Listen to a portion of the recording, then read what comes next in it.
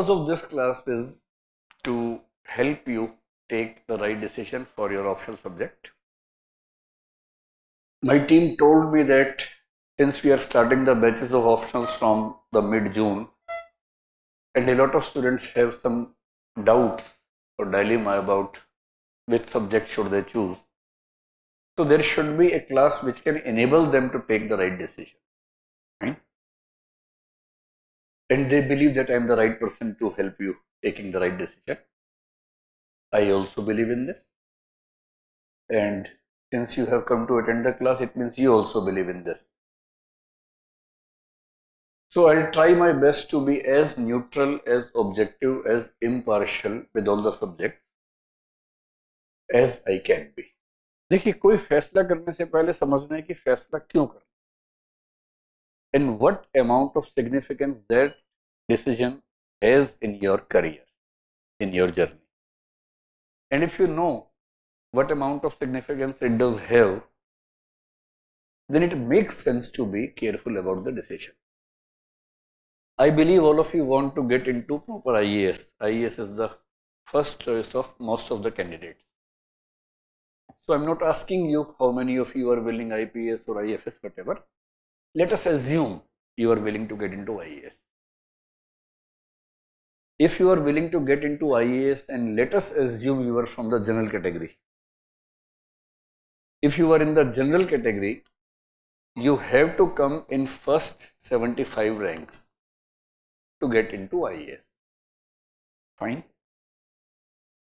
75 rank का मोटा मोटा मतलब क्या होता है? इसका मोटा सा मतलब ये है कि you should get around 1000 to 1025 marks in total. Let's make things easy and simple. अगर आपके 1000 नंबर हैं यूपीएससी में और 1025 हैं, तब तो आप आईएएस हैं ही, कोई चिंता की बात नहीं है. हर साल थोड़ा सा फ्लक्चुएशन होता है, but generally if you are able to score 1000 plus, you are into IAS in general. अगर आप किसी और कैटेगरी में हैं, जैसे ओबीसी या ईडब्ल्यूएस में हैं, in that case you can get IAS up to 350 ranks almost, which means आप लगभग 50 नंबर और कम कर लीजिए. अगर आप एससी या एसटी कैटेगरी से हैं तो you can get IAS maybe up to 450, sometimes 500 rank, जिसमें आप थोड़ा सा और 20-30 नंबर कम कर देंगे.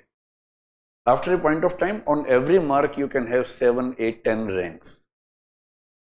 So 100 ranks means maybe 10, 12, 15 marks only.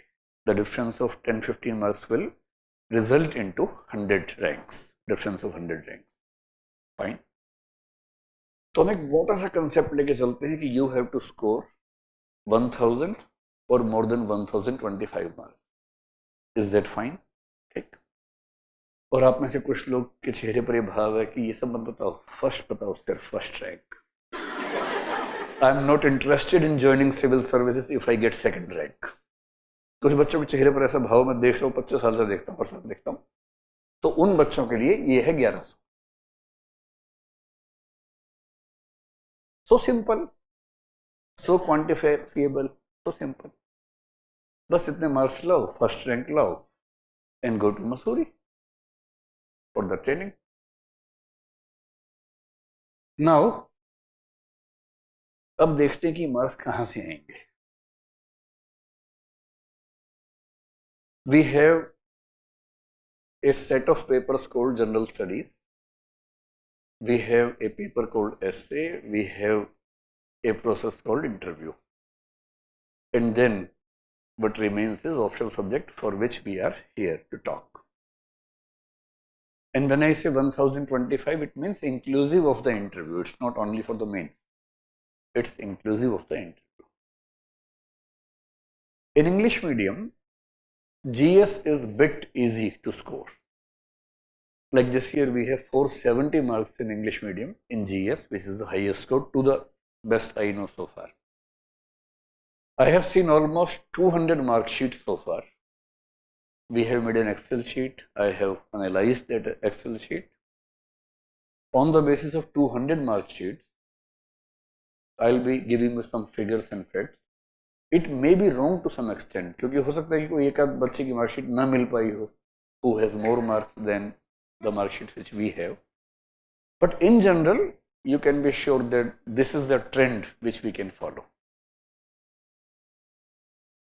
So in GS, in English medium, 470 is the highest score this year, and every year it's around 470. Sometimes once it was around 550 plus.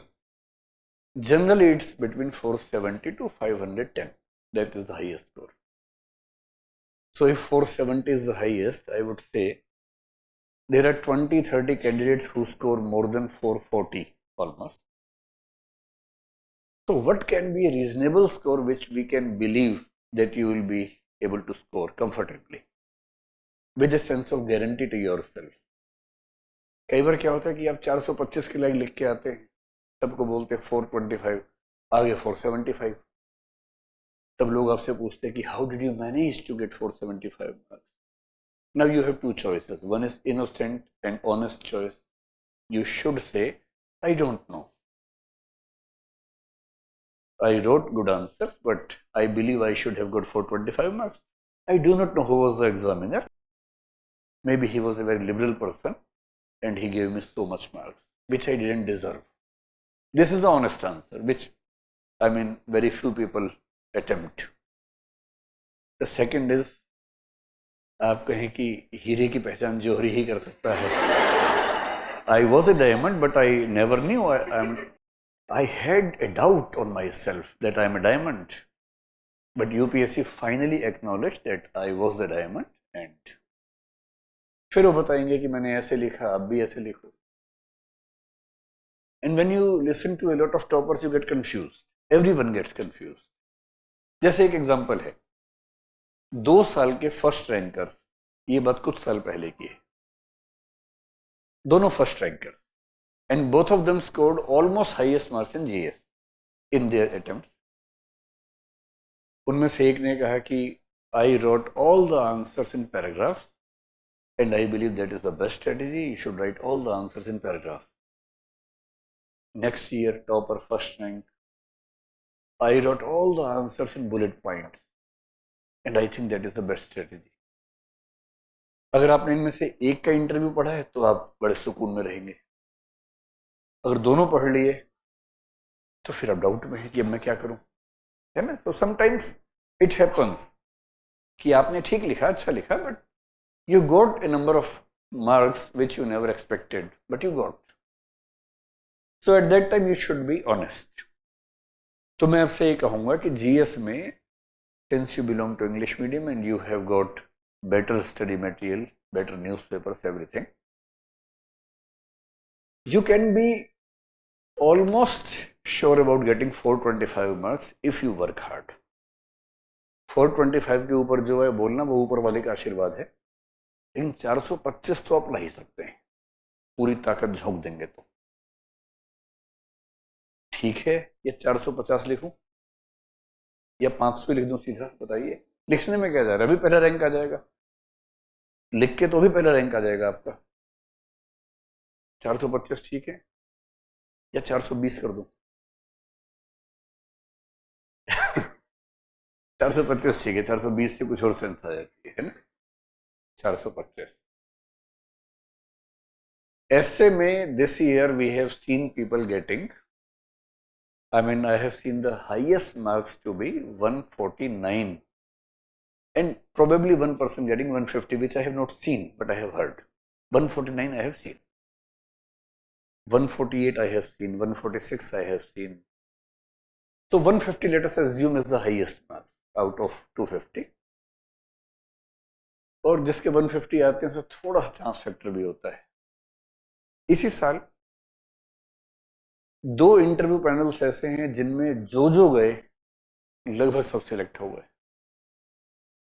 और 1-2 interview panels ऐसे हैं जिसमें जो गया तो खत्म हो गया. And this happens in UPSC. इससे जब सिलेक्शन हो जाए, रैंक बढ़िया आ जाए और लोग पूछें कि कैसे हुआ, आप बोलना पूछो मत यार, हो गया. आई एम हैप्पी कि हो गया. Now I am going to Mysore. Let me join first. I will not speak a single word. It just happened. And this is the truth. I cannot reveal the names of the board members. मतलब मैं देख रहा हूँ कि जिन जिन लोगों के बहुत अच्छे मार्क्स इंटरव्यू में हैं, most of them went to one single board. ऐसा होता है. अब किसी बोर्ड मेंबर के मेंबर्स लीनियंट हैं, they are very liberal, they start from 160, 165 and go up to 206 maybe. Some board members are not so liberal.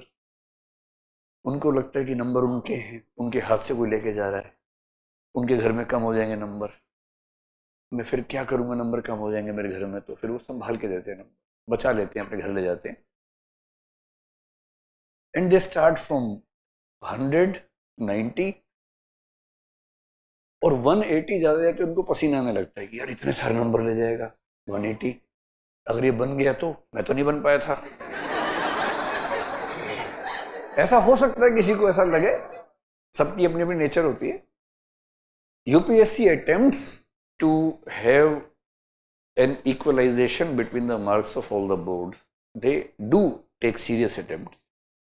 They advise the members of UPSC, which means chairman of the interview panel.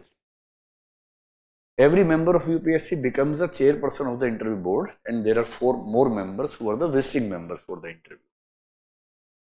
So in the meetings of UPSC, what I know is all the members who will be heading their respective panels are suggested to have parity. If the candidate is very good, you should give this level of marks. In this case, this. Everything is told to them, informed to them. पर आप कितना भी बता लें, subjectivity तो रह जाती है थोड़ी सी. So in case of essay as well, I will say if you get 150, इसमें आपकी भूमिका तो है ही, उसकी भी है कि आपकी कॉपी किसी ऐसे एग्जामिनर के पास गई जो दिल का खुला इंसान था. अगर कोई कंजूस के पास चली जाती ना, अगर उसको लगता कि नंबर मेरे अंदर से जा रहे हैं, उसका कलेजा निकल जाएगा नंबर देने में. ऐसा हो सकता है किसी को लगे. भाई आपने यूनिवर्सिटी में देखा होगा, स्कूल कॉलेज में कुछ टीचर्स ऐसे होते हैं कि उनके पास कॉपी गई तो बर्बाद सब. ऐसे हर स्कूल में होता है, हर कॉलेज में होता है, और यूपीएससी में भी होता है. So what I will advise you is you should be sure about getting almost 125 marks in the essay if you write good. If you have been a very good writer, prolific writer, then you can have 135 as an assured level of marks. Interview mein, if you have a decent personality, if you have good personality, you have been a good speaker, orator in the school, college, you have the experience of giving good interviews, and in general you have a pleasant personality, as people tell you again and again, then I think you are going to get more than 175 marks easily, up to 200, 205. लेकिन 175 के ऊपर केवल आपके चाहने से नहीं होता. Again it's very subjective, क्योंकि हो सकता है कि उस मनहूस बोर्ड में आपका ही नंबर पड़ जाए और उसमें किसी की चलती नहीं है. यू गो टू यूपीएससी, उससे पिछले दिन आप मंदिर जाते हैं, मस्जिद जाते हैं, हर जगह जाते हैं कि भाई ये वाला बोर्ड मत देना प्रभु, बाकी कोई भी दे देना, और हो सके तो प्रभु ये वाला दे देना. सब ऐसे करते हैं. उन सबको पहले से पता होता है कि किस बोर्ड में क्या हाल है. इस बार जिन 2 मेंबर्स ने सबकी किस्मत बिगाड़ी है, अच्छा बोलूंगा नहीं ज्यादा वरना समझ जाएंगे, है ना. मेरे साथ बड़ी दिक्कत है, मैं कुछ बोलता हूँ फिर क्लिप बन जाती है उसकी, तो मैं आई एम अफ्रेड ऑफ. अब क्लास में ना बोलूँ तब भी दिक्कत है, बोलता हूँ तो क्लिप बना देते हैं बच्चे, अब क्या करें, तो फिर एफआईआर हो जाती है. तो I have to be very careful.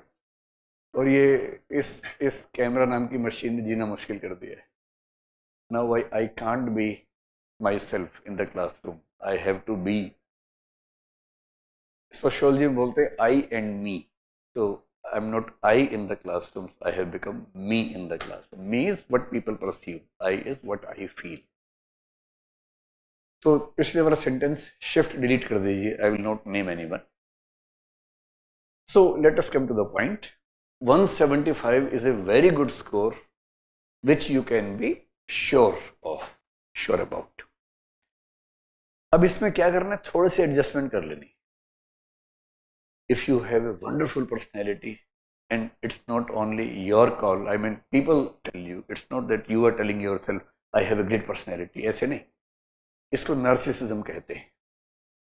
अगर किसी को खुद ही लगने लगे कि I am the best personality in the world, और जो लोग अपनी फोटो डालते हैं फेसबुक पे खुद ही लाइक करते हैं उसके बाद, this is the first level of narcissism. First level of narcissism क्या है? अपनी फोटो डालना, खुद ही लाइक कर देना. भाड़ में जाए दुनिया, मैं खुद लाइक करूंगा. I like myself. If no one likes me, what happen? I like myself. और इसी का जो हाईएस्ट लेवल है उसे गॉड कॉम्प्लेक्स कहते हैं. सेक्रेड गेम्स में था ना, कभी कभी तो लगता है कि अपने भगवान है. तो ये पूरी जर्नी ऐसी है. तो अपना देख लीजिएगा कि वो वाला कॉम्प्लेक्स तो नहीं कहीं अंदर. अब ये सब मिला के कितना हुआ बताइए? ये हुआ 725. ठीक है. अब अगर आपको आईएएस बनने के लिए चाहिए जनरल कैटेगरी में 75th रैंक, 1000 नंबर, तो अभी आपको 275 और चाहिए. ठीक है. अगर पहला रैंक चाहिए तो 375 चाहिए, या फिर इन सब में कुछ करना पड़ेगा. यहाँ 450, यहाँ 150, यहाँ 200, यहाँ 300. बस पहला रैंक आ गया. So simple. पहला रैंक लाना तो ज्यादा नहीं सोचना है, लिखने में तो कुछ जाता ही नहीं. 450, 150, 200, 300, 1100, first rank. So easy, so easy. This year also I think 1092 is the score of the topper. I think it's around 1090. ऐसा ही होता है, 1100 के आसपास ही रहता है. आप समझ गए? तो हम फर्स्ट रैंक की बात करेंगे या आईएएस काफी है? एक शेर की लाइन है, अब यकीनन ठोस है धरती हकीकत की तरह, रोज सपने देख लेकिन इस कदर प्यारे ना देख. है ना? तो सपना देखिए कि पहला रैंक आएगा, मजा आएगा. मजा तो आएगा, सच में आएगा मजा. किसको नहीं आता मजा? पर ऐसी बातें मत बोलना मुझे अकेले में आके, sir if I get second rank I won't join. मुझे अकेले में आके ऐसी बातें बच्चे बोलते हैं. मैं देखिए मेरी उम्र 50 के आसपास होने वाली है. इस दिन हार्ट फेल हो गया, मरमरा गया. आपके ऊपर केस बनेगा 302 में, आईपीसी 302 में. ऐसी बातें मत बोला कीजिए, घबराहट होती है ऐसी बातों से. ऐसा बोलते हैं I will not join if I don't get first rank. और फिर मैं देखता हूँ रैंक आया 890 तब भी ज्वाइन कर लेते जाके. ऐसे नहीं करना है ना. तो हमें अपनी हकीकत भी समझनी है, और है ना, रियलिटी उतनी सिंपल नहीं होती है. It's not that easy. जिसका फर्स्ट रैंक आता है अगर वो फिर से एग्जाम दे तो 99.999% चांसेस हैं कि फिर से नहीं आएगा. तो even the ones who get first rank should not claim that they had the entitlement for first rank. It's a matter of chance. At least in the first 20 rankers, it's just a matter of chance to go to which rank. तो मोटी सी बात है कि हमें 275 marks चाहिए, हो सके तो 300 मार्क्स चाहिए ऑप्शनल में. And if you are getting less than 275 marks in the optional and you are not making up that from interview और एसए और GS, you are not into IAS. Yes, if you are from OBC, EWS or SC or ST, then of course you have a leverage of 25, 30, 40 marks. That is there. But we cannot discuss to that extent. I'm just giving you a picture. Now the question is, which option subject should you choose? This is the question for today. And I have seen people taking a lot of grounds to take this decision. Why should I take this optional subject? इसके बहुत सारे reasons होते हैं, हमारे पास reasoning होती है. One of the reasons I have heard many candidates, they say it should be interesting, मतलब optional पढ़ते हुए ऐसा लगे कि वेब सीरीज चल रही है। It should be as interesting as a web series. एक तो ये पैरामीटर होता है। एक पैरामीटर बच्चे बोलते हैं इट शुड बी स्मॉल, बहुत छोटा सा, 2 महीने में हो जाए, या और छोटा हो तो 1 महीने में अगर हो जाए तो ज्यादा अच्छा है। और क्या क्या पैरामीटर्स होते हैं, कुछ बच्चे बोलते हैं कि इसका स्कोरिंग होना बहुत जरूरी है। The option has to be scoring, है ना। इस पर कुछ लोग ज्ञान देने के लिए तुरंत आते हैं, all the subjects are equal in UPSC, don't you know. उससे बच्चे घबरा जाते हैं, अच्छा ऑल इक्वल है, अच्छा अच्छा अच्छा, हमें तो नहीं पता था, सॉरी गलती हो गई। तो यूपीएससी में सारे ऑप्शंस इक्वल हैं, जैसे आर्टिकल 14 के तहत भारत में सब सिटीजन्स इक्वल हैं। Constitution guarantees all the citizens are equal according to article 14। In the same way UPSC guarantees all the options are equal, so they are equal, है ना। इस पे भी डिस्कस करेंगे। I have all the facts, will discuss. फिर कुछ कहते हैं कि ऐसा हो जो जीएस में हेल्प करे, मतलब उसको पढ़ के पढ़ते जीएस भी कवर हो जाए हमारा। कुछ कहते हैं जीएस में नहीं, एसए में हेल्प कर दे। जीएस तो हम कर देंगे, it should be helpful in essay, और maybe it should be helpful in interview. ऐसा सब्जेक्ट हो कि इंटरव्यू ऐसे ही हो जाए, हमारा सब्जेक्ट के नाम पे हो जाए। कुछ बच्चे कहते हैं कि इट शुड बी इजी। और आपके दोस्त और क्या बोलते हैं बता दीजिए। We should have adequate guidance और नोट्स और मटेरियल फॉर इट। मतलब ऐसा ना हो कि उसको पढ़ना ही मुश्किल हो जाए, we should get at least the material that has to be. और क्या बताए, करंट अफेयर्स होना चाहिए। हाँ, बैकग्राउंड मेरी किस सब्जेक्ट में है, do I have a background in that subject. और करंट के लिए क्या बोला आपने, इसमें करंट अफेयर्स होने चाहिए कि नहीं होने चाहिए। It should be static, okay, it should be static, there should be no role of current affairs in the subject. मतलब एक बार हम पढ़ लें तो अगली पीढ़ी में हमारे बच्चे भी उसी से काम चला लें। वही नोट्स हम देंगे बच्चों को आज से 25 साल बाद, वो भी उसी से पास कर ले। There should be no current affairs in the subject, ठीक। Anything else that you have heard or you have ever thought about, it should be there in the optional subject, then only I will choose it। क्या past record, past record किस चीज का, उसके character का, score का ही चाहिए होगा ना। पास्ट रिकॉर्ड सब्जेक्ट का क्या चाहिए, स्कोर ना, या कैरेक्टर उसका। स्कोर ही तो चाहिए, तो स्कोर तो लिखे दिया हमने, स्कोरिंग होना चाहिए। व्हाट एल्स, ट्रेंडिंग में।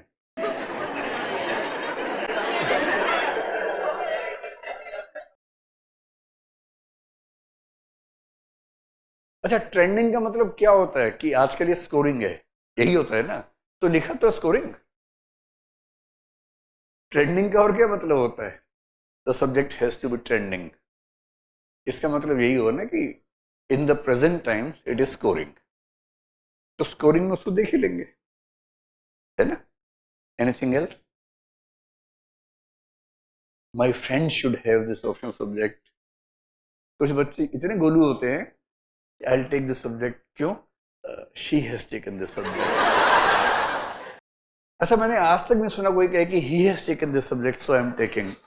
शी वाले ही मिलते हैं ज्यादा, तो she has taken this subject. ऐसे प्यारे प्यारे गोलू गोलू बच्चे भी आते हैं, but they also have the right to say, right to speak what they feel.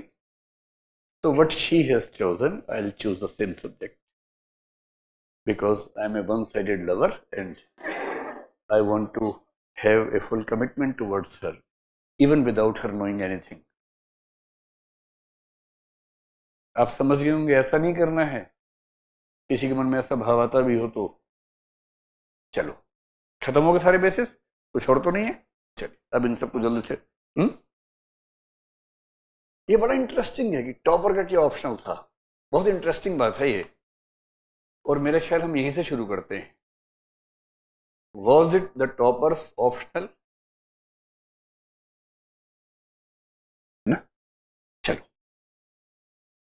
कुछ बच्चे बोलते हैं कि यूपीएससी की रिपोर्ट में उसमें परसेंटेज कितनी है।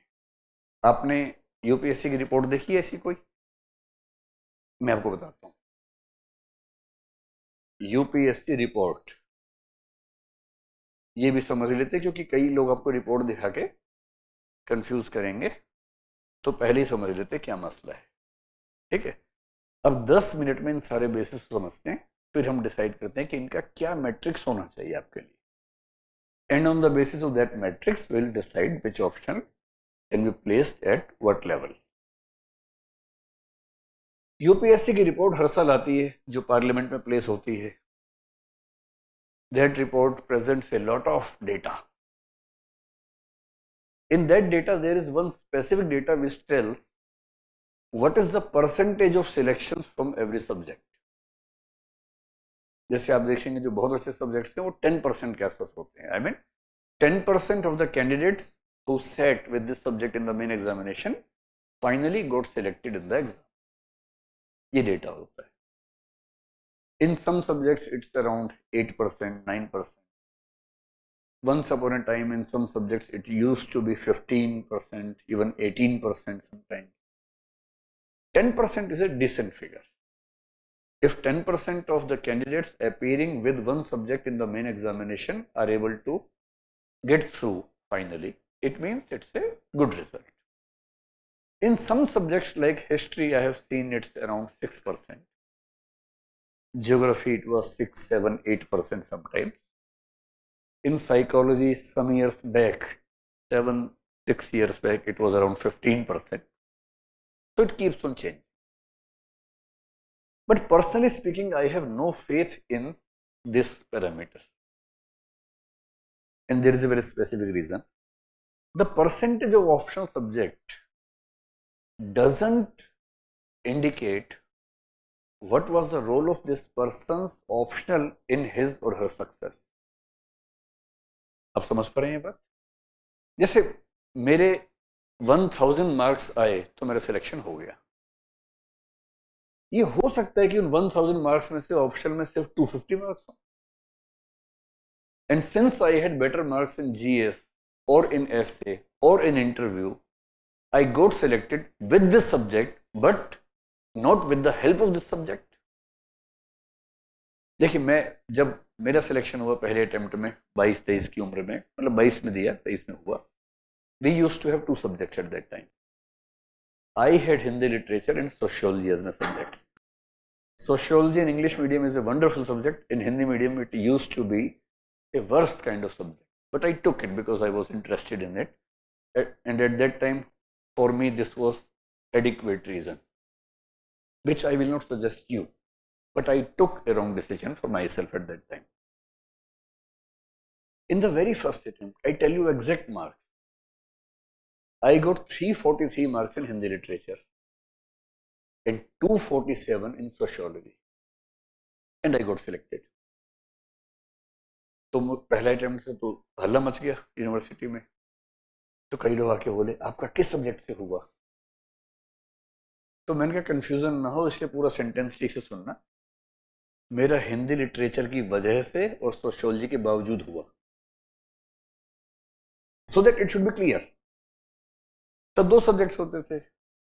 My medium in mains was Hindi at that time. उसमें ऐसी हालत थी, तो थोड़ा चकराते थे, पर बात तो सही है। पर रिकॉर्ड में क्या चला गया? दिस पर्सन गोड थ्रू विद सोशियोलॉजी, परसेंटेज बढ़ गई उस सब्जेक्ट की। But did this subject help me getting selected or not? It's not reflected in that percentage, so I would suggest you not to go with that percentage. और वो percentage 2-3 साल पहले की होती है। 2020 तक की रिपोर्ट हमारे पास है। अब 21 का एग्जाम हो गया, 22 का एग्जाम हो गया, 23 का हो रहा है, तो बहुत मीनिंगफुल नहीं है कि आप 2 साल पहले की रिपोर्ट्स के बेस पे अपना डिसीजन लें। The same argument goes for the toppers option. Topper का क्या ऑप्शन था, इससे क्या फर्क पड़ता है? हो सकता है टॉपर इसलिए टॉपर बनाओ कि इंटरव्यू में उसके 210 नंबर आए थे। हो सकता है ऐसे में उसके 140 मार्क्स आए, 150 मार्क्स आए हों। In the optional, maybe he or she got only 290 marks, and 290 is not a wonderful level of marks in optional. Never follow the subject of the topper unless and until you know the marks of the topper in that optional. Optional में है तो ठीक है, that becomes a good base.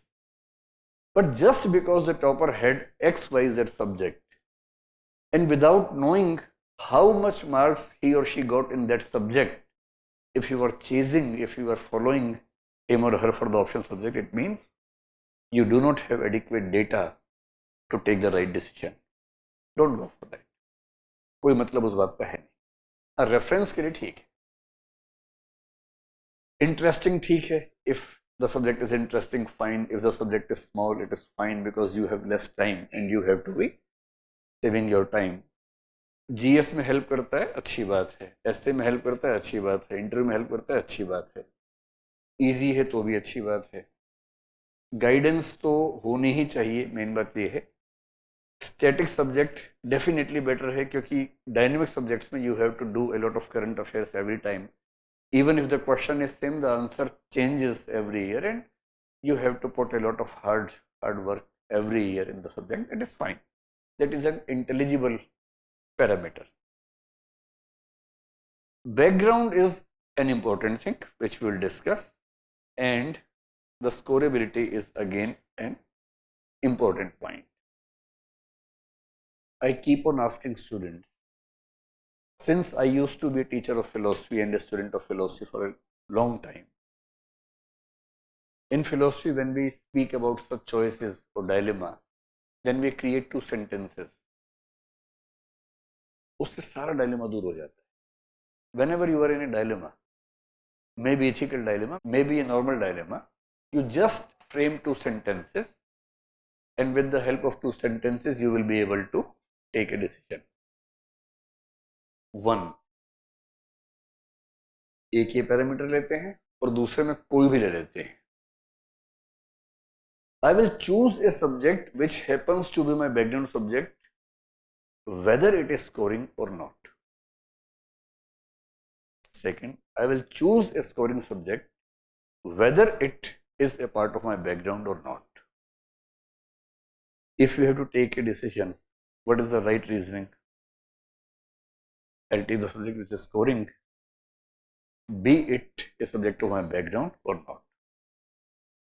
And the same reasoning you can apply, keep scoring or scoreability in one side and keep anything on the other side. You will find that ultimately when you are coming for the UPSC examination, you are investing your 1, 2, 3 years of this age, which is the prime time of your life. What is the purpose? क्या purpose ये है कि आपको अपना interest enjoy करना है यहाँ पर आकर? क्या पर्पस ये है कि आपको अपनी बैकग्राउंड को ही और आगे बढ़ाना है? आईएएस में क्या बैकग्राउंड आपकी आगे बढ़ने वाली है? पर्पस क्या है 2-3 साल का? सिंगल पर्पस है कि आप आईएएस में या आईपीएस जो भी आपकी चॉइस है उसमें आप जाए. And if that is the only purpose, the only important parameter has to be scoreability. That's all. And with scoreability, all other parameters are additional. If they are there, it's a better choice. ऐसा scoring optional हो जो छोटा भी हो तो मजा आ जाएगा, interesting है तो और मजा आ गया, बैकग्राउंड वाला है तो और मजा आ जाएगा, ऐसे में हेल्प करे, जीएस में हेल्प करे, स्टैटिक हो, इंटरव्यू में हेल्प करे, इजी हो, गाइडेंस हो, मजा ही मजा है. लेकिन अगर सारी चॉइसेस एक साथ नहीं मिल रही हैं तो what has to be the main criteria, that has to be clear. In my opinion, that is very clear. It has to be scoreable. अब एक पॉइंट और भी है. एक सब्जेक्ट है जिसमें आपके 300 मार्क्स आने की पॉसिबिलिटी है और वो 4 महीने में हो जाता है. एक में 310 आ सकते हैं पर वो 6 महीने में होता है. Now what has to be done? It will depend upon your target year. If you are approaching for 2024, which means you have less than 1 year to prepare, in that case I would suggest you to sacrifice 10 marks and go for this option. But if you are approaching for 2025 or 26 or later, then you can easily spend 2 more months, and 10 marks means 100 ranks और 80 ranks और 70 ranks, that depends upon where you are placed in the rank list. It may mean from 50 to 100 ranks depending upon your position in the list. यहां तक की बातें clear है आप लोगों को? तब एक काम करते हैं, हम कुछ ऑप्शंस का जिक्र करते हैं एंड देन लेट अस सी कि उनका स्कोरेबिलिटी का स्कोर क्या है। और मैं 2020 में यूपीएससी की रिपोर्ट क्या कहती है, 19 में क्या कहती है, 16 में क्या कहती है, मैं वो हिस्ट्री बताने के लिए नहीं आया हूँ आप लोगों को। मैंने तो आज ही सुबह वो 150 मार्कशीट्स निकाली, एक्सेल शीट से लिख के ले आया अपने हाथ से सारा का सारा कि हर सब्जेक्ट की क्या हालत है। तो पहले आप मुझे बताएं कौन कौन से सब्जेक्ट्स में आप इंटरेस्टेड हैं, फिर हम उसकी बात करेंगे। सोशियोलॉजी है, पीएसआईआर है, एंथ्रोपोलॉजी है, फिलोसफी है, साइकोलॉजी है, जियोग्राफी है, हिस्ट्री है, पबेड है, और बताइए मैथ्स है, accountancy, English literature, Hindi literature और economics.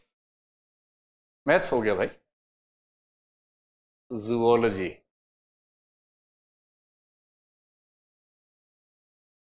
Law, agriculture.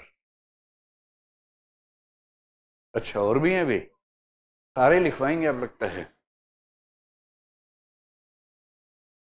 Electrical engineering, civil engineering.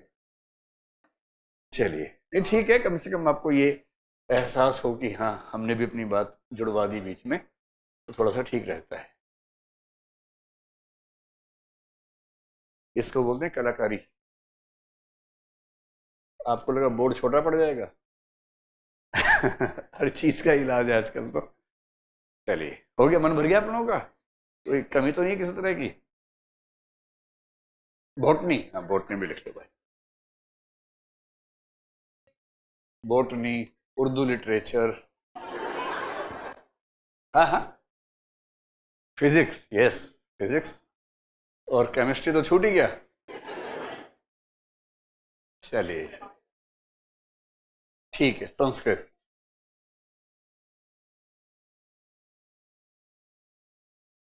ठीक। चलिए हम इन सारे सब्जेक्ट्स के बारे में ना दो तीन बातें डिस्कस करेंगे। एक तो ये कि उनकी स्कोरेबिलिटी क्या है, मैं इसको कॉपी कर लेता हूँ ताकि बार बार इतना टाइप ना करना पड़े, लिखना ना पड़े। अब हमारे पास 3 स्लाइड्स बन गई इस चीज की। तो हम पहले ही डिस्कस करते हैं कि इनका स्कोर क्या चल रहा है, इस समय स्कोरेबिलिटी क्या है यूपीएससी में, ठीक है। फिर देखेंगे साइज, फिर देखेंगे कि इनका जीएस वगैरह में कितनी हेल्प होती है, थोड़ी बहुत है, ज़्यादा है या बहुत ज़्यादा है, and then based on all the parameters you can take the right decision for yourself, ठीक है। इस बार का मैं ट्रेंड बता रहा हूँ सिर्फ अभी फिलहाल, और जिन सब्जेक्ट्स में इस बार का नहीं है जनरल ट्रेंड बता देंगे। And let me be very clear about this before starting. जो मैं आपको बताना चाह रहा हूँ, देखिए क्या होता है कि मान लीजिए हम एक सब्जेक्ट की बात करें, सोशियोलॉजी। लेट अस एज्यूम कि उसमें 200 candidates appeared. Let us assume it should be more than 500, but let us assume the number is 200. इस 200 में से कई लोगों के बहुत ज्यादा होंगे, कई एवरेज होंगे, कई बहुत कम होंगे। So are we focusing on the average of the subject, or we are focusing on the average of the best 2-3 candidates? So the right parameters is choose the best 2-3 people and see two things. What is the upper limit in this subject? And if someone is scoring 315 marks, it means you have at least the chance of scoring 315 marks. अगर एक subject में 315 आ रहे हैं और आपके 250 आ रहे हैं, it's not the fault of UPSC, it's your fault, और मे बी ए चांस। क्योंकि हो सकता है कि आपने भी उतना ही अच्छा लिखा था पर कॉपी किसी मनहूस के हाथ में चली गई, एकदम साफ साफ कह रहा हूँ, एसए में, जीएस में, ये सब हो सकता है, चांस की बात। इसी साल देखिए जीएस पेपर 3 में I have not seen a single person scoring more than 100 marks in GS paper 3 so far. Paper तो आसान था, ऐसा कुछ भी नहीं था मेरे ख्याल से। जिसके पास गया होगा, क्या कहें अब, मतलब यू कैन अंडरस्टैंड। जबकि बाकी पेपर्स में देखिए 130 भी हैं, 140 भी हैं, 125 भी हैं, सब है। उस पेपर में ऐसा क्या था? ऐसा कभी कभी एसए में होता है, सबका नहीं, कि एक bunch of SA which was given to probably one examiner, no one is able to score more than 100, 110, 120. Although UPSC claims that it takes care of the subjectivities, it moderates all the examiner's marks, but I doubt it's possible to bring or to develop a system in which we can deal with every possible subjectivity. It's very difficult, almost impossible. तो जब मैं आपको इनके marks बताऊंगा तो मैं आपको बताऊंगा ये कि इसमें हाईएस्ट मार्क्स इस साल हमें क्या देखे हैं फिलहाल। Out of the almost 200 marksheets which I have seen, I have not been able to see all 933 marksheets. I have seen just 200. 200 is not just, but yes, as compared to 933, it is just. अब इनके base पर जो highest marks दिखे, मैं आपको उनका बताता हूँ सब्जेक्ट में क्या है। PSIR is 313, रैंक 1, इशिता किशोर, ये तो आपको पता ही होगा, सबने सुना ही होगा। And 313 is a wonderful achievement for anyone in the optional. और जब मैं आपको साथ में ये बताऊं कि 200 लोगों में मैथमेटिक्स के 3 लोग मिल चुके हैं, but in mathematics I have not seen more than 312 so far, and 312 belongs to rank 120. Gagan, he is very closely associated with me. 311 हैं, 310 हैं, 312 हैं, पर 313 भी दिखे नहीं। हो सकता हो, अभी तक नहीं दिखे। फिर इसके बाद फिलोसफी में surprisingly I have 319 marks, and this belongs to rank number 17। मैं साथ में रैंक इसलिए लिख रहा हूँ कि कोई डाउट हो आप चेक कर लीजिएगा इसे। You want me to speak the name, इसका नाम अविनाश कुमार है। पूरी जीवनी लिख रहा है मैं सबकी, कोई कंफ्यूजन नहीं रहना चाहिए, है ना। फैक्ट्स की बात है तो फैक्ट है, उसमें काहे की गप मारनी है। चलिए, anthropology this year again has done wonderful, it's 325 so far, highest, rank 110। इनका नाम निधि पाल, हाँ निधि पाल है। She scored 325 marks. अब ये सब लिखते रहिए साथ साथ, आप प्रवचन वाले भाव से सुन रहे हैं, उससे कुछ नहीं होगा, नोट कर लीजिए, क्योंकि आपको फैसला करना है बाद में अपनी जिंदगी का। आप लोग ऐसे बैठे कि बस चिमटा उठाना है और वो बजाना है ना। ये भजन नहीं चल रहा भाई, ये डिसीजन है आपकी लाइफ का बहुत बड़ा, तो थोड़ा हाथ लिखिए चीजों को।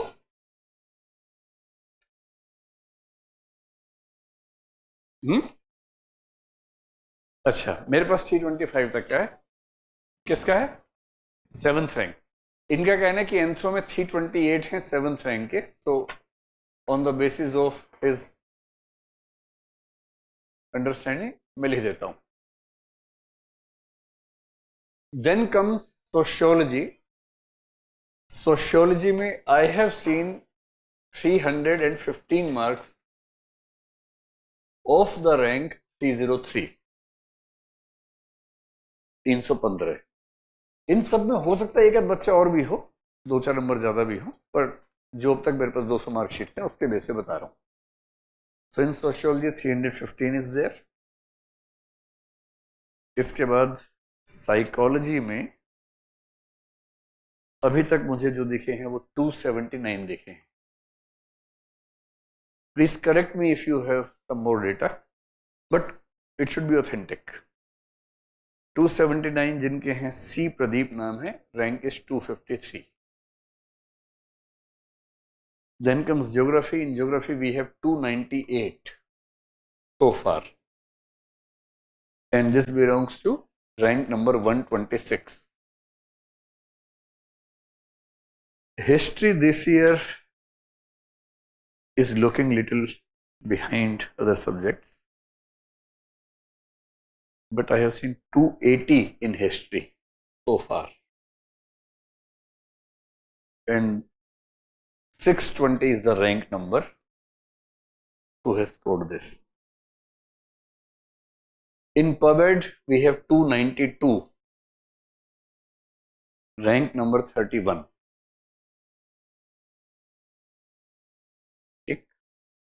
In English literature, I have 299, and this is rank number 36. In Hindi literature, I have 282 this year. This belongs to rank number 105. In economics, 295 is what I have seen so far. This belongs to rank 278. In law, 286 belongs to rank 9. Kritika is the name of the girl. In chemistry, we have 300, belongs to rank 772. In electrical engineering, 304 belongs to rank 230. In physics, 299 I have seen so far,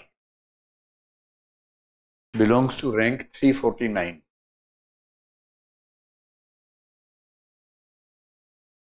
management तो पूछा ही नहीं आप लोगों ने, कोई बात नहीं।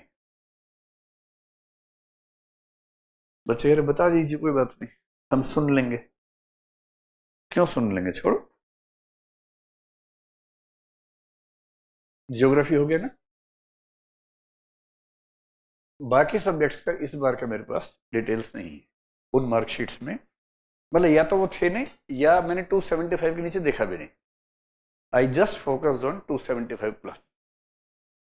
So in other subjects, the mark sheets that I had, either there was no mark sheet or maybe they did not have more than 275. तो अब इससे जो समझ में आता है हमें, अगर हम रैंकिंग करें इस बार के बेस पर, नंबर 1 पे कौन सा आगे है, एंथ्रो है। नंबर 2 पे कौन सा है इस बार, philosophy. Then we have 315, number 3 पे सोशियोलॉजी है, नंबर 4 पर PSIR है, नंबर 5 पर मैथ्स है ना। तो हमें कुछ तो सब्जेक्ट समझ में आ गए जिसमें 300 प्लस हमें देखे। उसके बाद इलेक्ट्रिकल है, पर ये बहुत स्पेसिफिक है, हर कोई ले नहीं सकता ना। 7 पर केमिस्ट्री है और कुछ और subject. This is one parameter. तो मैं फिर आपसे कह रहा हूं, ऐसा नहीं है कि हर साल सेम रहता है, हर साल 5-10 नंबर कम ज्यादा होते रहते हैं। So maybe next year you see anthro on the second rank, PSIR on the first rank, और maybe sociology on the first rank, ऐसा ये सब चलता रहता है। So you have to just be careful that whatever the subject you choose has the potential of good marks, and since you need 275 marks to get into IAS, मैं फिर आपसे कह रहा हूं, if you belong to OBC or EWS or SC और ST, 15, 20, 25, 30 marks का आपके पास लीवरेज है। In that case I would suggest you, जैसे ज्योग्राफी में 298 है, which is very close to 300, और हर बार 300 दिख ही जाता है, मेरे को ऐसी खास बात है भी नहीं। PubEd में 292 है, इसमें 280 है हिस्ट्री में। मैं जो आपसे कहना चाह रहा हूं, अब 295, 299, 286 और 300 में बहुत गैप नहीं है। So if you happen to be from a subject in your background and that is around 285, 290, तो सवाल ये भी है कि 10 नंबर बढ़ाने के लिए क्या आप 6 महीने लगाना चाहेंगे एक नए सब्जेक्ट में? नहीं तो आप वो 6 महीने क्यों ना एसए में लगाएं, क्यों ना जीएस में लगाएं। तो cost benefit analysis has to be there. एक बेसिक बात समझ में आ गई यहाँ तक आप लोगों को? एक लिस्ट बन गई।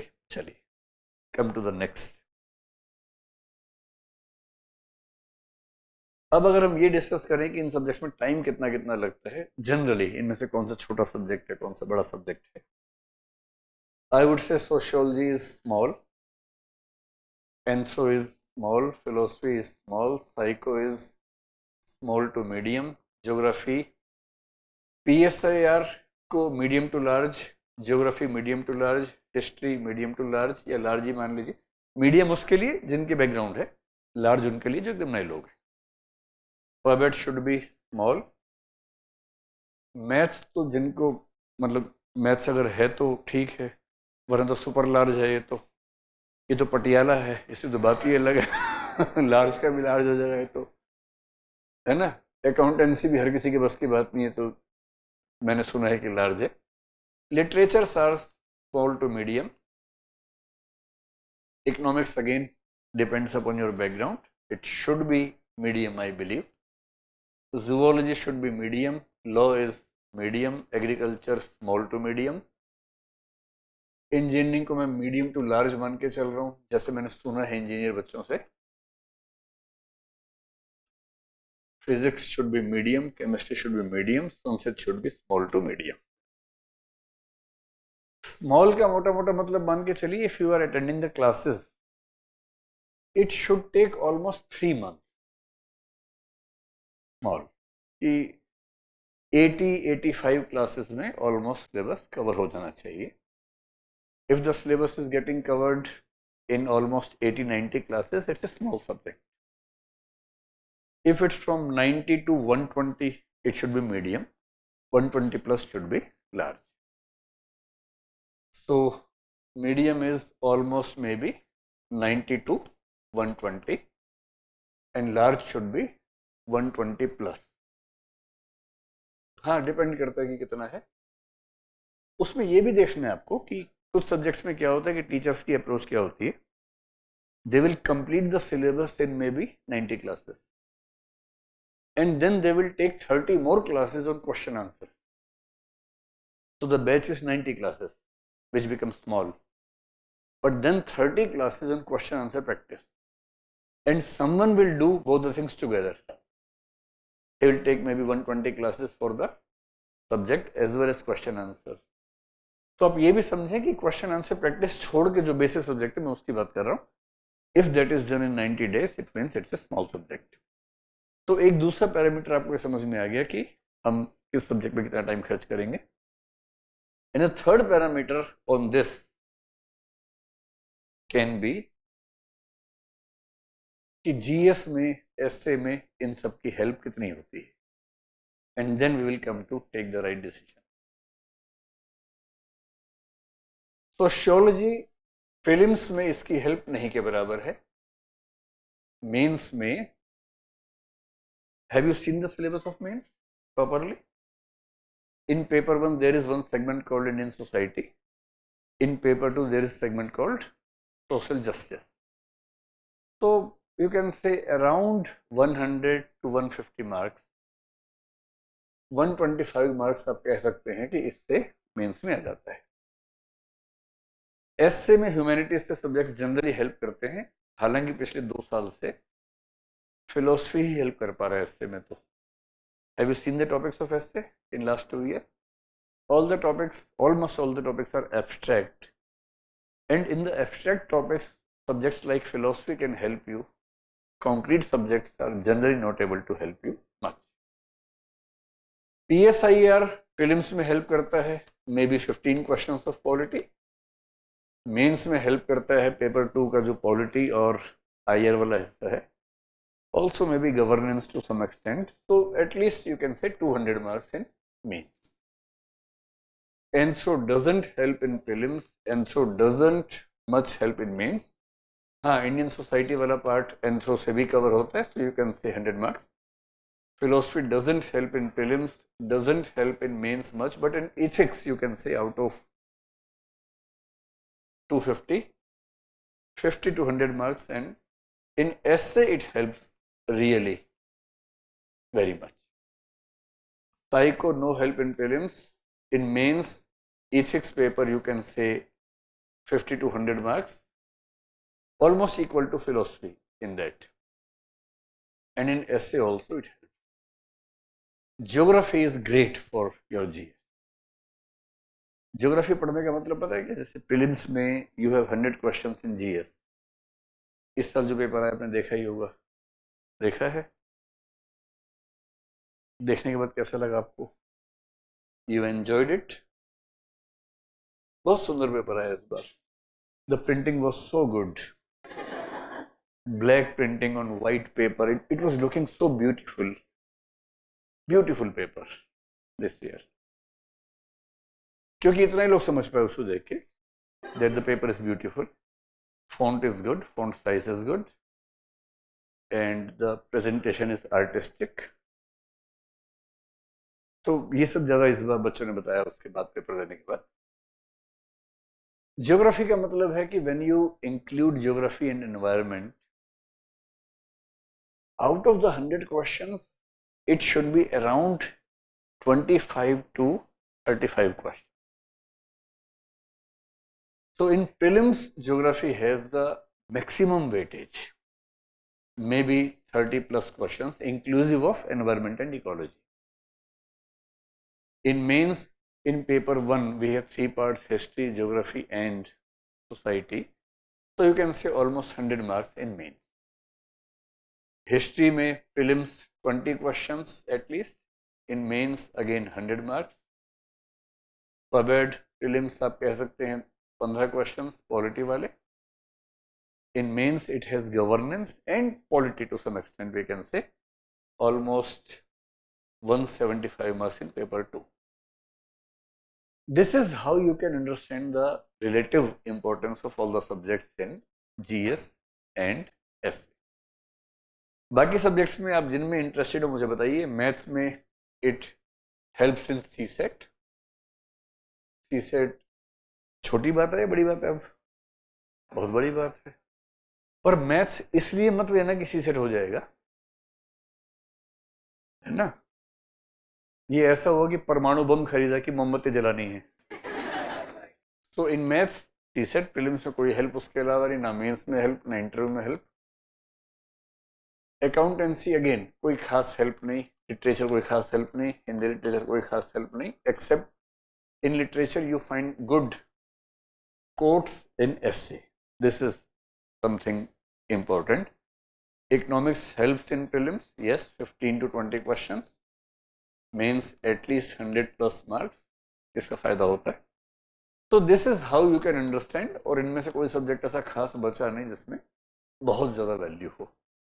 And I know most of you are interested in almost these subjects only in the beginning. अब हमारे पास 3 पैरामीटर्स हो गए. पहला स्कोरेबिलिटी क्या है, दूसरा किसी सब्जेक्ट को प्रिपेयर करने में टाइम कितना लगता है, और तीसरा उसके जीएस में और इन सब चीज़ों में हेल्प कितनी होती है. Now on the basis of all these parameters let us come to a final understanding of subject selection. और फिर मैं आपके इंडिविजुअल क्वेश्चंस के आंसर दे पाऊंगा. अगर आपके पास बैकग्राउंड है,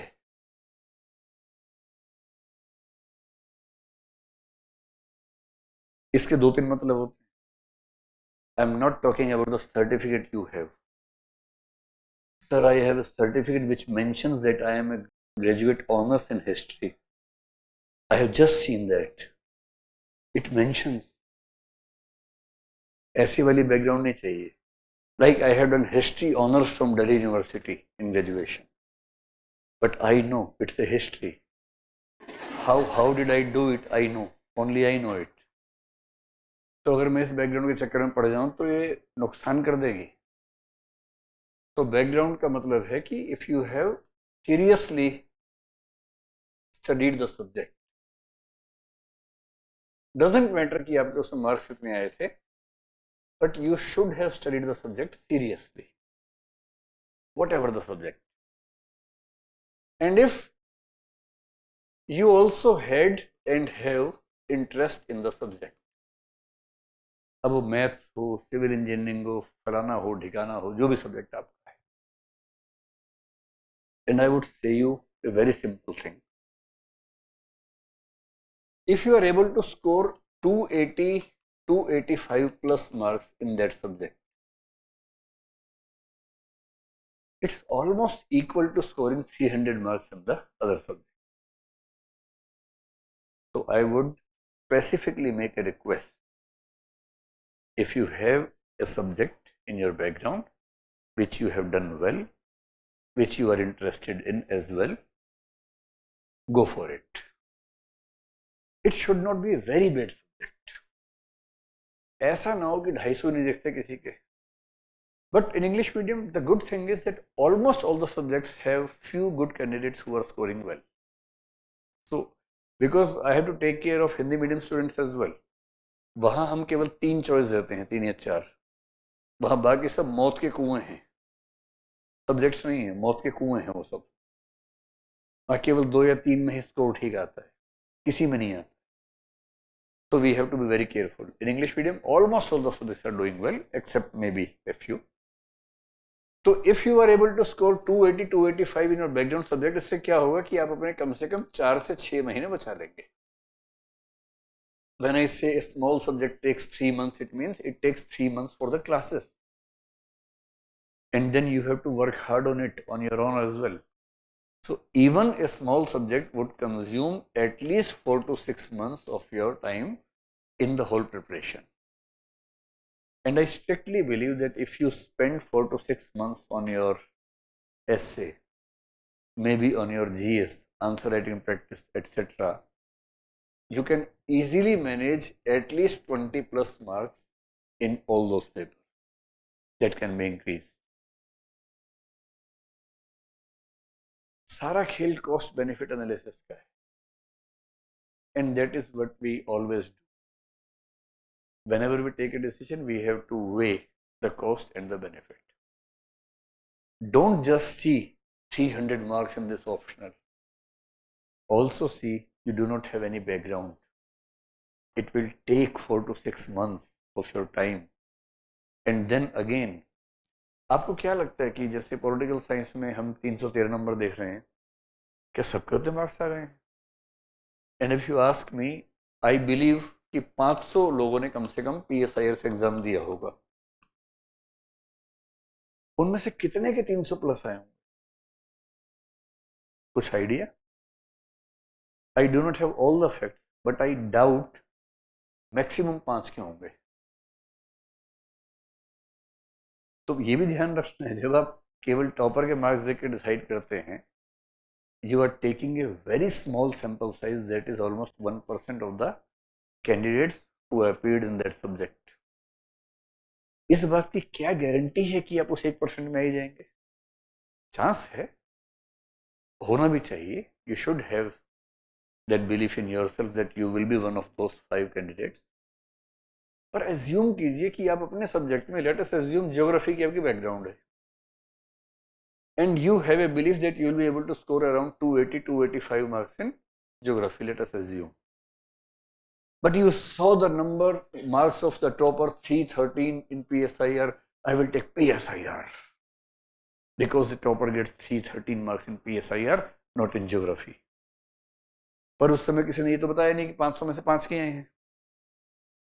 और आपने खूब मेहनत की, 6 से 8 महीने लगा दिए, क्योंकि सब्जेक्ट थोड़ा लंबा होता है, डायनामिक भी होता है, हर साल चेंज भी होता है. 6 से 8 महीने लगा के मान लीजिए आपके आए 290. तो ये कॉस्ट बेनिफिट में बेनिफिट है, कॉस्ट है? तो हैवी कॉस्ट, बहुत कम बेनिफिट है. क्या फायदा होगा? And the game is about the time management. 1 साल लंबा चलने वाला एग्जाम, 2 साल आपके फूक ही जाने हैं इसमें. क्यों 1-2 साल ज्यादा फूकने की तैयारी करते हैं? So my clear cut opinion is, if you have a good background in any subject and you are finding your subject 2-3 candidates scoring 280 plus marks in your subject, Do not chase the 300 mark subject. Go for it. Score 280, 285, 290 and put your 6 months in your essay or GS or interview, and you will certainly get 20, 30, 40 more marks than what you will achieve in this subject. Is that clear? For the ones who do not have a good background subject, for them we can make a classification, no background. No background means you have a background on the papers, but in reality you don't have. And this is the case with most of us. Am I right in assuming this? आप में से कितने लोगों के serious background है? हाथ खड़ा कर देखो, एक ने भी हाथ नहीं खड़ा किया. हाँ, एक ने किया. सभी आपने लाज बचा ली सबकी, पूरे समाज की. पूरे 400 में एक ने हाथ खड़ा किया है सीरियस बैकग्राउंड में. अब सीरियस वर्ड से घबरा गए. सीरियस का मतलब ये भी नहीं कि मैं कोई क्वेश्चन पूछूंगा, मतलब जनरली आपने ठीक से पढ़ाई की है. हाथ खड़ा करें. हाँ, अब ना, अब 15-20 हो गए. Very good. With subject mathematics. और आपका political science. Good, very good. आपका इंग्लिश लिटरेचर. कहाँ से किया आपने? अच्छा, कर रही हैं आंसर आज से भी. और कौन कौन थे विद सब्जेक्ट? Political science. कहाँ से पढ़ रही हैं आप? इग्नू से. अच्छा. और उधर? हाँ, ज्योग्राफी. कहाँ से? केयू से. इलाहाबाद यूनिवर्सिटी से. उसका नाम पीयू नहीं हुआ अब तक? प्रयागराज भी नहीं हुआ? इलाहाबाद ही है. अच्छा, चलिए. यस. इंग्लिश लिटरेचर कहाँ से पढ़ रही हैं आप? डीयू से पढ़ रही हैं. बहुत बढ़िया. गुड. अब देखो, जैसी कॉन्फिडेंस है, 15-20 होते हाथ खड़ा कर दिया. लेकिन अभी भी 400 में 20 ही हुए हैं. असली खिलाड़ी तो अभी भी इस मूड में है कि यार क्या बैकग्राउंड, कॉलेज में ये सब करने गए थे हम. कॉलेज में पढ़ाई. अरे बहुत सारे बच्चे कॉलेज रोज जाते हैं religiously, but not to the classes. They go to the college every day, even Sunday, but never to the classes. एक कॉलेज जाना और क्लास में जाना दो अलग अलग बातें हैं. ऑल टुगेदर डिफरेंट बातें हैं, है ना. And most of us fall in this category कि हम कॉलेज गए थे. We have a paper which says that we have done graduation in this subject, but it's only about the paper. हमने हर exam से 2 दिन पहले 10 क्वेश्चन निगले, exam में जाके उगले, and we don't have any balance left. जो लिया वहीं छोड़ के आ गए, कुछ लेके वापस नहीं आए. तो ऐसे बैकग्राउंड तो किसी को बताना मत. डराने के लिए ठीक है किसी को बोलना, आई have background, I have background. उससे सामने वाले घबराते हैं, आपको अच्छा लगता. You get a feeling of victory कि आपने हरा दिया, डरा दिया. और उसको सीरियसली मत लेना, बहुत नुकसान करेगी feeling.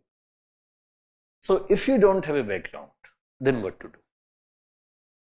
I will say on level 1 we can keep 3-4 subject. एक सब्जेक्ट इसमें आ सकता है सोशियोलॉजी, एक आ सकता है एंथ्रोपोलॉजी, एक आ सकता है फिलॉसफी. इन 3 के अलावा जो प्रीलिम्स और मेंस में आपकी हेल्प भी करेंगे, I would say PSIR and then geography. History only for the ones who have deep interest while studying GS part. History में 280-290 का स्कोर मैं देख रहा हूँ, लेकिन 300+ एक आध बच्चे के 3-4 साल में दिखता है. पर अगर आपको GS पढ़ते हुए हिस्ट्री में मजा आने लगे, then of course you can keep this in your list of good subject. मोटे तौर पर ये सब्जेक्ट्स हैं जिनमें आपको 300+ का स्कोर यहाँ पर दिख रहा है. ये भी 300+ दिखता है. Geography almost every year we have some people following in 300+ category. History में 2-3 साल में एक बार दिखता है. This is first group. अब इसमें देखना ये है कि if prelims is a challenge for you, then you can take something from here. If that is not a challenge and you are comfortable with the GS and you just want an optional subject to get very good marks, then go for these three subjects. इन तीन में से कौन सा लें या इन तीन में से कौन सा लें? इनमें से PSIR थोड़ा बेहतर अभी परफॉर्म कर रहा है because in prelims and mains both. GS में इन तीन में जो स्कोर का डिफरेंस है वो 5-5 10 नंबर का है. आई वुड नॉट से it matters a lot. Anthro बेहतर है उनके लिए जो थोड़ा बहुत बायो समझते हैं. देखिए सोशियोलॉजी और एंथ्रोपोलॉजी दो जुड़वा बहनें हैं जो कुंभ के मेले में गुम हो गई थी. हाँ, बाद में पेरेंट्स ने आइडेंटिफाई किया उनको, DNA में लगे देखा तो ये तो बहनें निकली. उस तरह से कुछ मामला है. The only difference is sociology focuses more on current social structure and anthropology focuses more on the tribal or the primitive social structure. In anthropology, one additional topic is the physical evolution of human beings. कैसे कैसे हम evolve हुए, what were the changes in the biological structure gradually. जैसे हम बोलते हैं Neanderthal था, होमो sapiens बना, होमो सेपियंस सेपियंस बना, कैसे कैसे हम evolve होते गए, एक वो एडिशनल है. एंड देन कल्चरल एंथ्रोपोलॉजी, कैसे कैसे हमारी कल्चर्स ग्रो हुई उस प्रिमिटिव स्टेजेस में, that is one additional thing. Otherwise anthro is just like sociology, there is no much difference.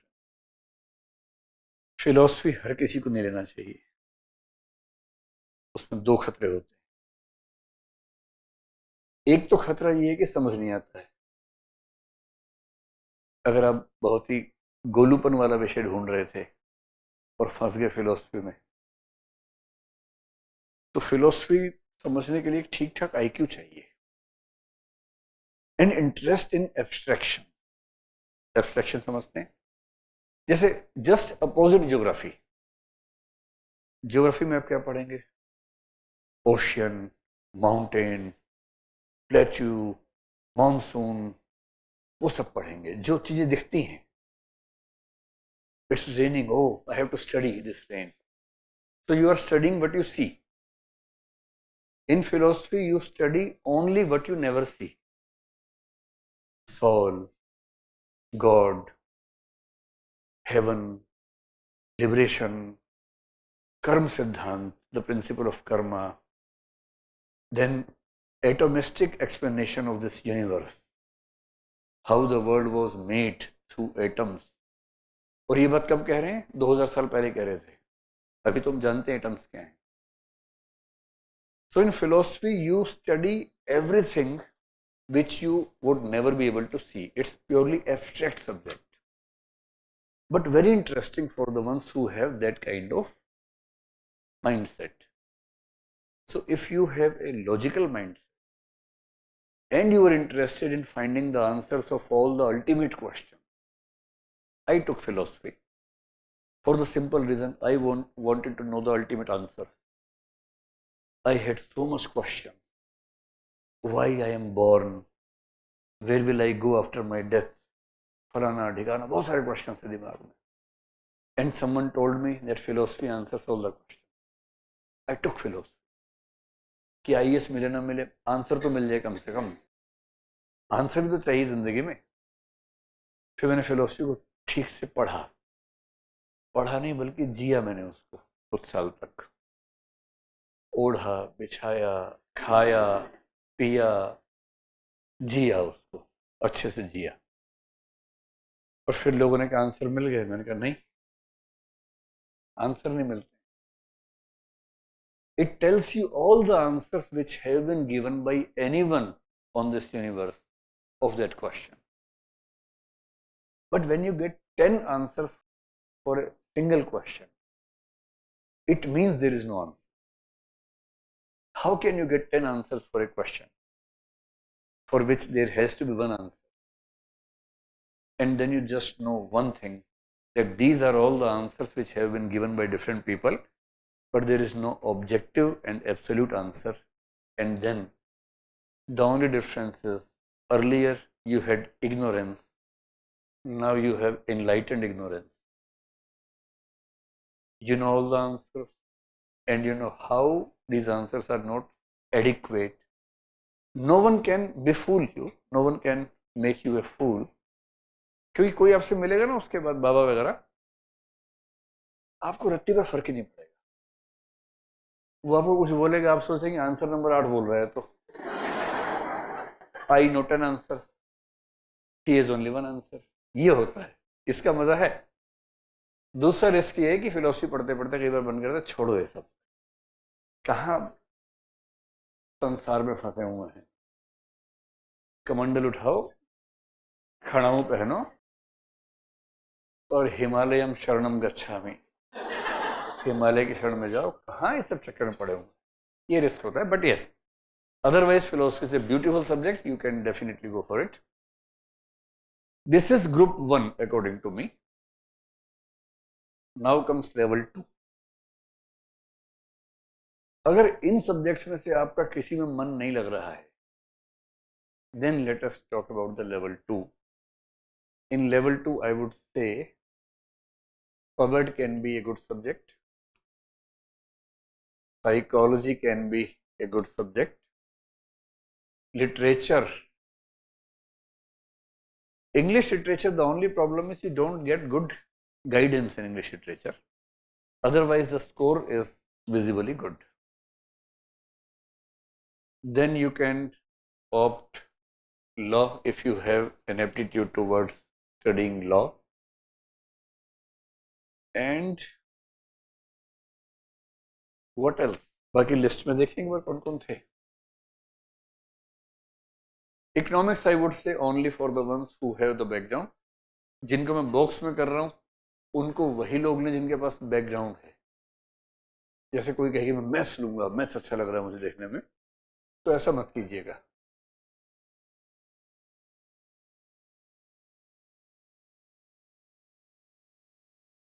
यहां तक कि Urdu literature, these are the subjects which should be taken by the ones who have the background, not by anyone else. ठीक? And I think all of the subjects which we have already covered.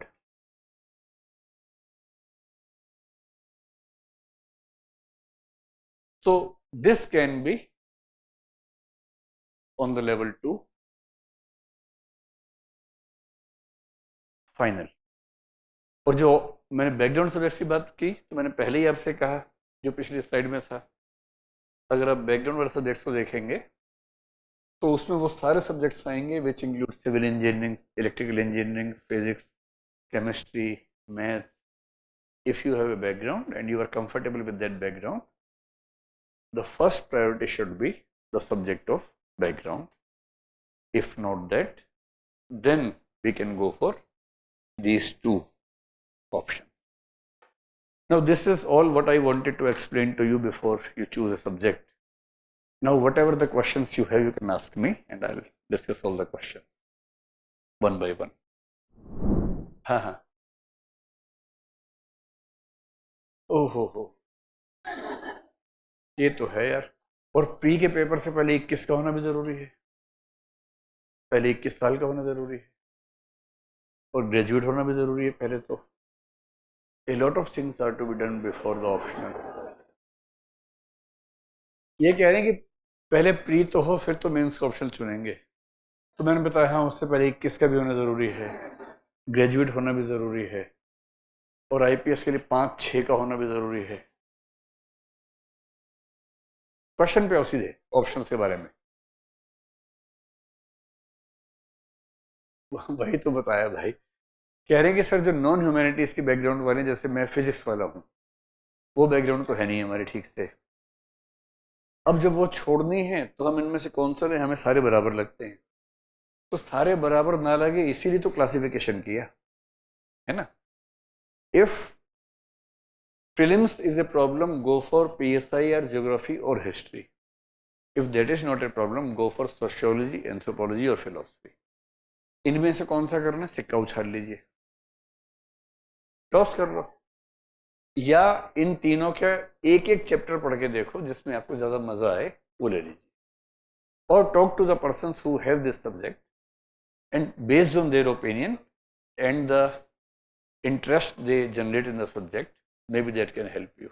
Sir मैंने जब previous year papers देखे थे तो PSIR में काफ़ी comfortable लग रहा था, लेकिन सोशियोलॉजी और जो अदर्स थे वो थोड़े क्वेश्चंस अच्छे जम नहीं रहे थे सर. अच्छा, तो should I go for PSIR like? you should go for PSIR, but the method of your choice is not good. क्योंकि किसी सब्जेक्ट को पढ़ने से पहले उसके पेपर्स देखना पुराने साल के, it doesn't make any sense. PSIR आपको अच्छा क्यों लगा? क्योंकि उसमें GS टाइप क्वेश्चन आपको दिखे, पर आंसर वैसे नहीं चाहिए उसमें, है ना. In anthropology, how can you know the answer before studying the subject? So the method you are choosing is not correct. But yes, if you are interested in PSIR out of these subjects, you should definitely go for it. जरूर चाहिए, thank you. है ना.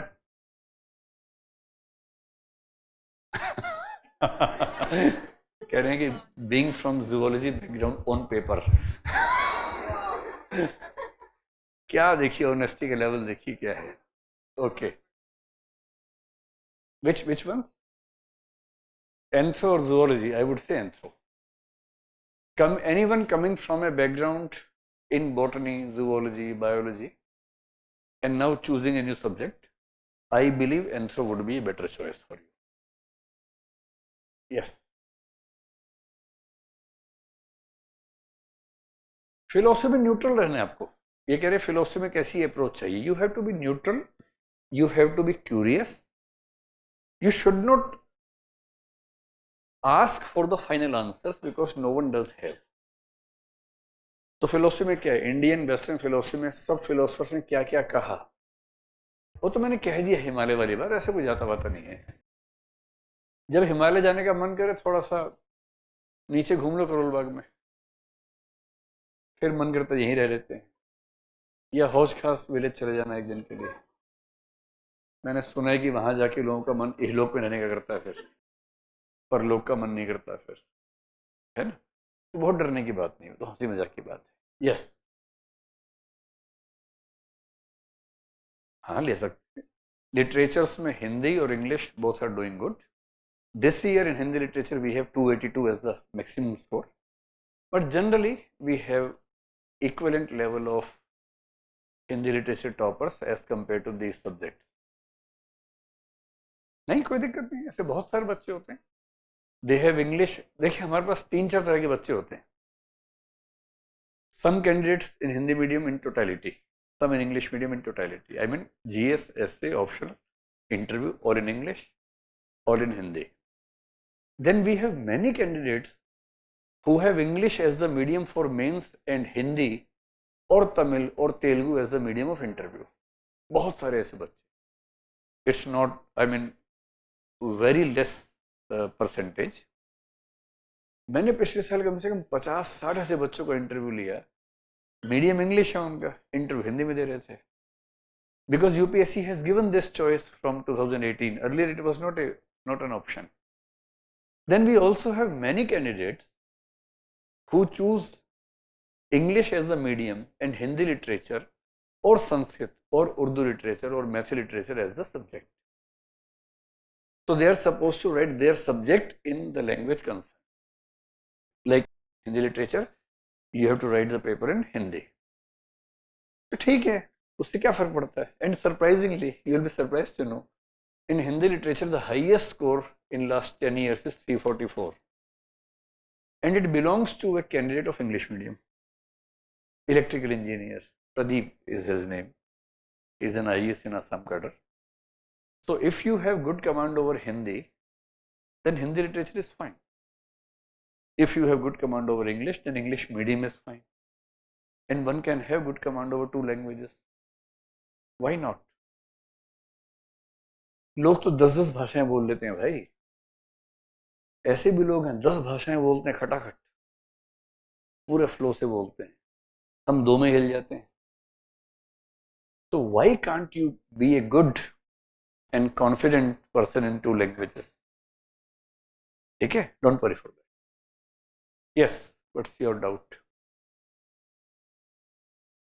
Maths और geography में लेना, देखो maths तो सबके पापा हैं, इस बार थोड़ा पीछे रह गए पापा, वरना मैथ्स है पापा. So if you are good in maths, I'll say maths is good. Maths is best.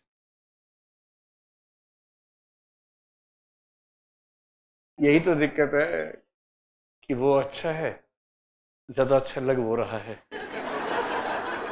ये तो क्राइसिस है ही लाइफ में। यही तो सारा झगड़ा होता है, किसको चूज करें। ये सेम प्रॉब्लम है, वहां भी यही प्रॉब्लम आती है। आपका ज्यादा मन ज्योग्राफी की तरह है तो ले लीजिए, टेंशन मत लीजिए। आप मन में डिसाइड कर चुके ज्योग्राफी, आप चाह रहे हैं कि मैं बोल दूं, तो मैं बोल देता हूं, जा सिमरन जा।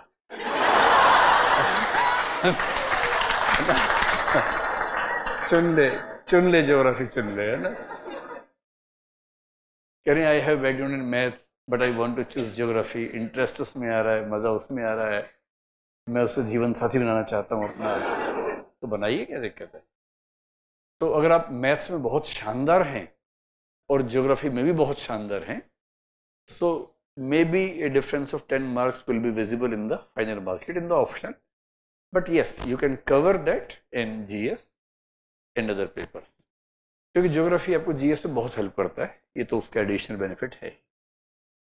अच्छा, इसीलिए आपको पसंद आ रहा है वो, ठीक है। तो यूटिलिटी देख के पसंद करते हो। Okay, yes yes yes yes.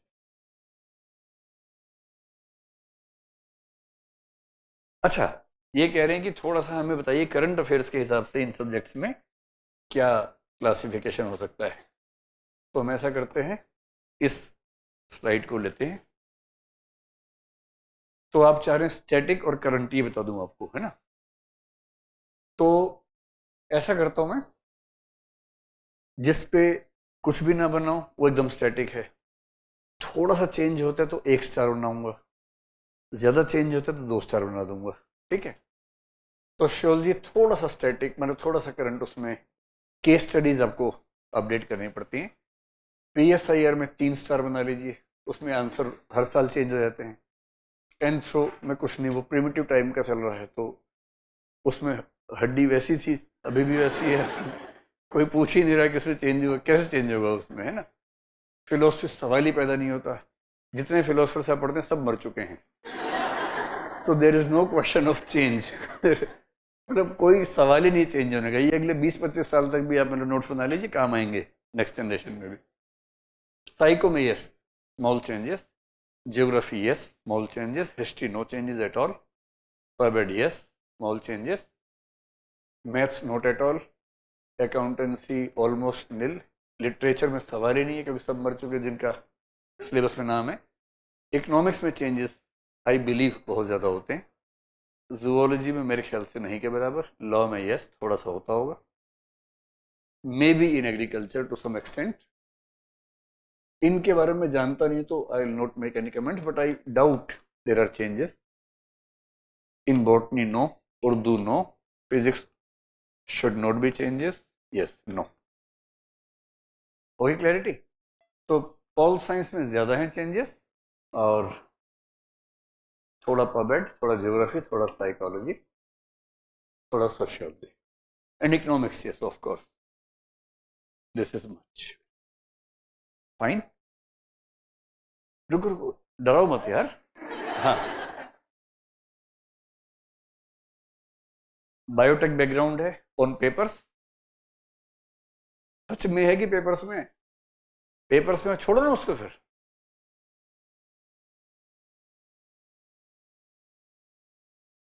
अच्छा, फिलोसफी मैंने 3-4 वीडियो जो बनाए हैं पे देखे हैं, अगर आपको उसमें मजा आ रहा है तो आप फिलोसफी ले सकते हैं।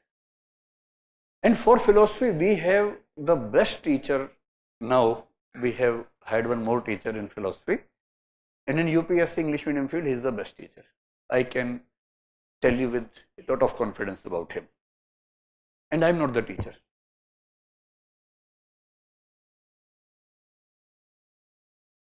हाँ, हाँ, तो फिर ले लो, फिलोसफी ले लीजिए, अगर आपको वो सब अच्छा लग रहा है जरूर लीजिए, है ना। Since one candidate has scored 319 in philosophy, it means the subject has the potential. Now it's you have to prove yourself. The subject has the potential without any problem. In prelims, geography will help you around 30 questions and PSIR 15 to 18 questions almost. Almost equal time. Yes, yes.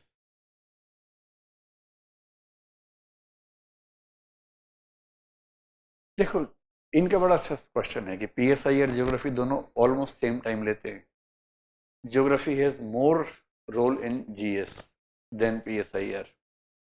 PSIR is dynamic, but the questions in prelims are based on current affairs nowadays. So how to deal with this?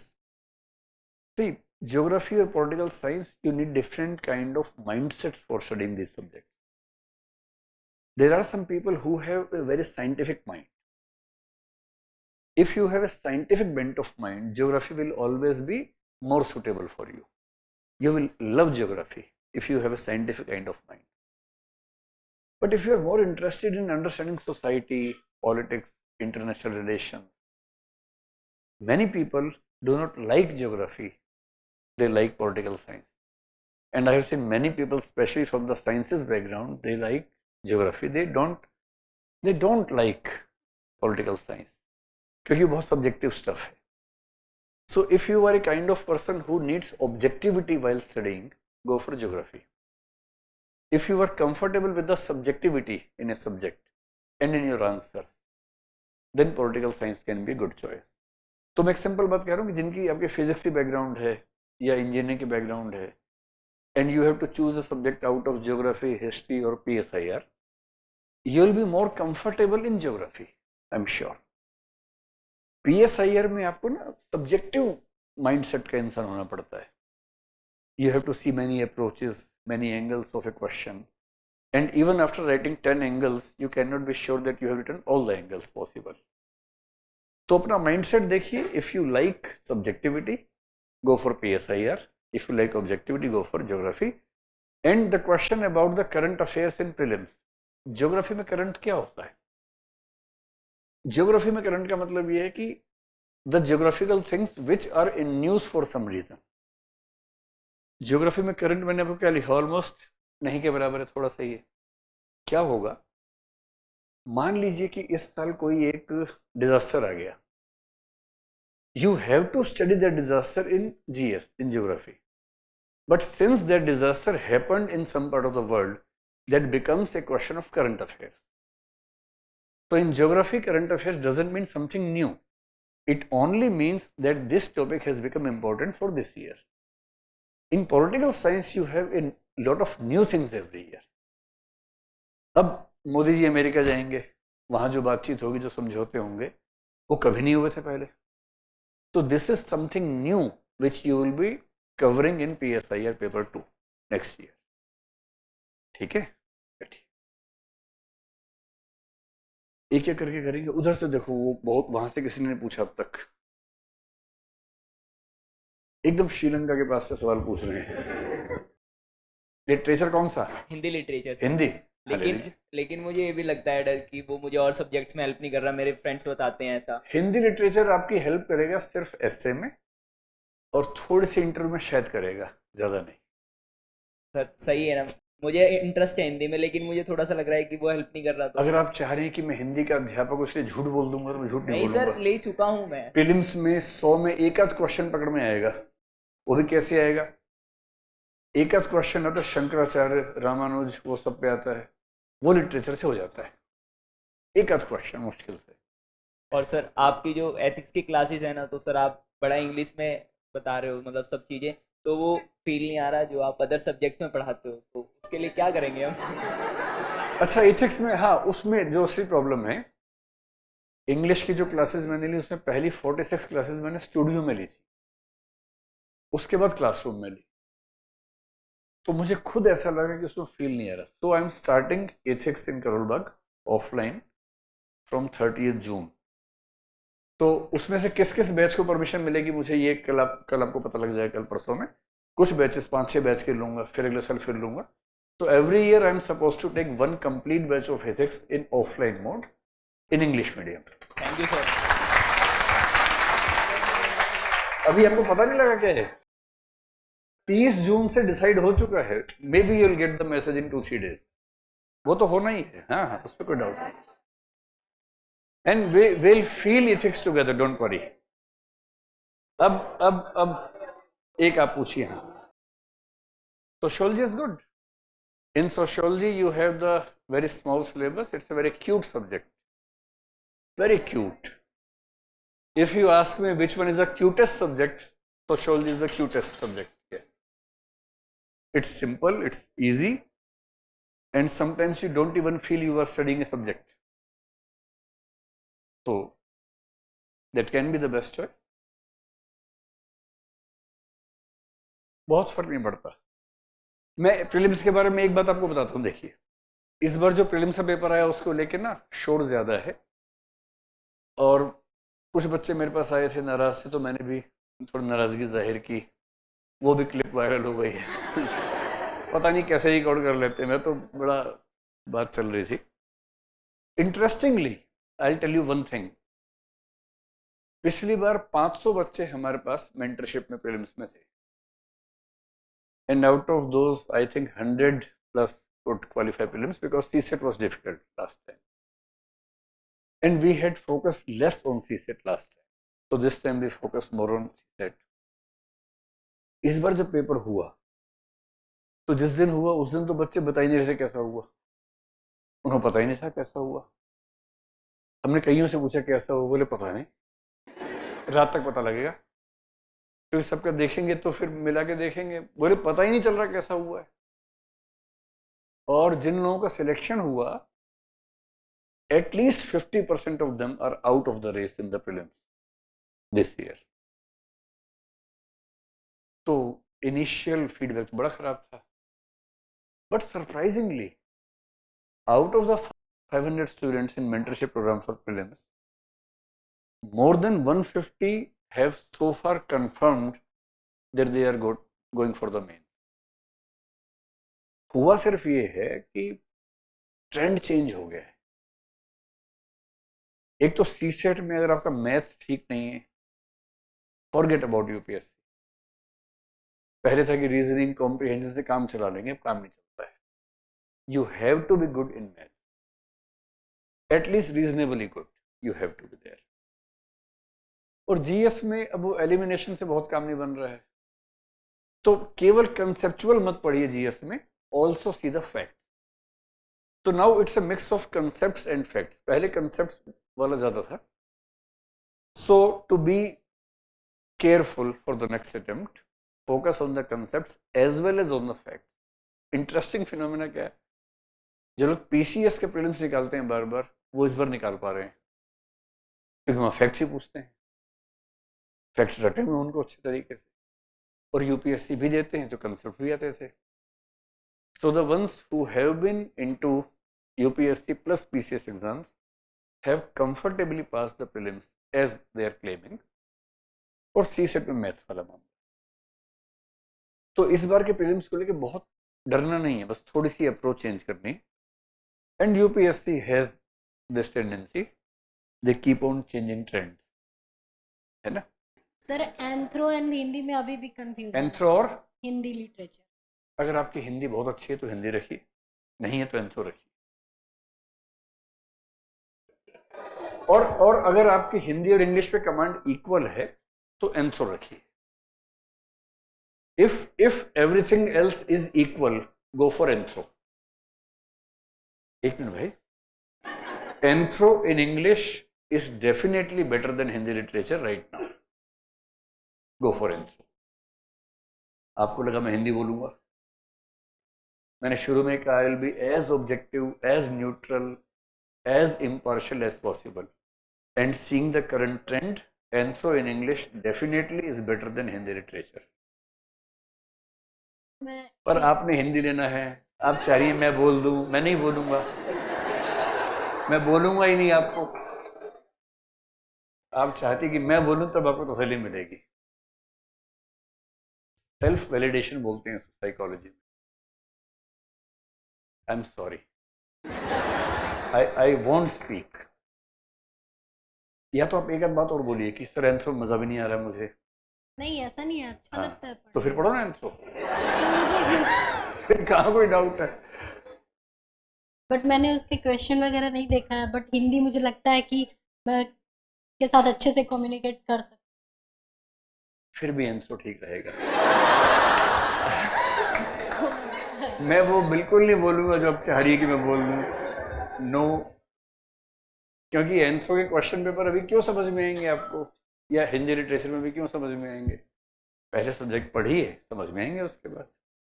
In Hindi literature, since I teach this subject, I can give you the guarantee that once you attend the classes, if you are taking my classes, एक भी question बाहर से नहीं आएगा, I can guarantee you. मैंने देखा है। हाँ, मैं बहुत खुल के बात बोलता हूँ, मैं ऐसे नहीं बोल रहा हूँ, बहुत सोच समझ के बोल रहा हूँ। In anthro I don't know someone gives this kind of guarantee or not, maybe someone gives. इसीलिए मुझे हिंदी पे ज्यादा भरोसा है हाँ, कि मतलब लेकिन मैं पढ़ सकती हूँ। लेकिन even if you attempt all the questions in Hindi literature, this year we have not seen 282 plus marks. In English medium anthropology we have seen 325 marks, 328. So I have no reasons to say Hindi literature is better than anthropology at present. So my answer remains the same, and anthropology is a better choice. Go for it. I mean, take the decision as per your choice, but I will not change my opinion. क्या चीज? Commerce background वाले हैं? देखो, मैं एक simple बात बोल रहा हूं, अगर कॉमर्स बहुत अच्छे से पढ़ा है, जिसका आंसर मैं जानता हूं पहले से, है ना, कॉमर्स एंड अकाउंटेंसी एक सब्जेक्ट है यूपीएससी में, जिसमें कॉमर्स भी है, अकाउंटेंसी भी है, that is a good subject, good results are there, but only for the ones who are at the level of CA. तो वो नहीं है तो छोड़ो उसको, और छोड़ो तो फिर उसी पे आ जाओ ना। कहाँ गया? बस इनमें सुन लो कोई। और अगर सबसे क्यूट सब्जेक्ट चाहिए तो सोशियोलॉजी है,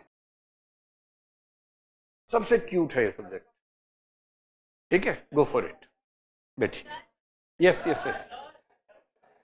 अब देखो, आपने जिस तरीके से बोला, मैंने आपको उठा दिया, अब सबको लग रहा है कि चिल्लाने से बुलाएंगे। रिपीटेशन में वैल्यू नहीं है, कुछ मौलिक, कुछ क्रिएटिव करना पड़ेगा, पहले वो बता रहे हैं। सोशियोलॉजी और पीएसआईआर में से अगर कम पढ़ना है और जल्दी से बस पास हो जाना है तो सोशियोलॉजी, और अगर आपको इंटरेस्ट है पॉलिटी में, आईआर में, तो पीएसआईआर। दोनों में है तो आई would say sociology is easier. Sociology PSIR में इजी कौन सा है? तो सोशियोलॉजी है, इससे मुझे डाउट नहीं है। वो दैट इज समथिंग न्यू, वो कुछ नया। देखिए इन्होंने अपना फ्लैश ऑन करके ऐसे हिलाया, this is something creative and new, so we should respect her. Yes. अरे जब होगा तब देखेंगे ना। ये कह रही कि फ्यूचर पर्सपेक्टिव से हम कौन सी सर्विस में जाएंगे, उसके हिसाब से ऑप्शन चूज करेंगे, कि मुझे आईआरएस बनना है तो मैं इकोनॉमिक्स चूज कर लूं। नहीं नहीं नहीं, आपको जो भी सर्विस मिलेगी बहुत चांस की बात है, और जो सर्विस मिलेगी उसमें ट्रेनिंग देंगे आपको वो लोग, that is not your responsibility at all. हाँ उठो भाई उठो। वो बेचारा अपना टॉवल उठा के ऐसे कर रहा है कि अच्छा नेक्स्ट नेक्स्ट आप हैं, बोलिए। बैकग्राउंड साइको का है? क्यों, क्या हुआ? अच्छा, बैकग्राउंड साइकोलॉजी का है, राइट? हाँ हाँ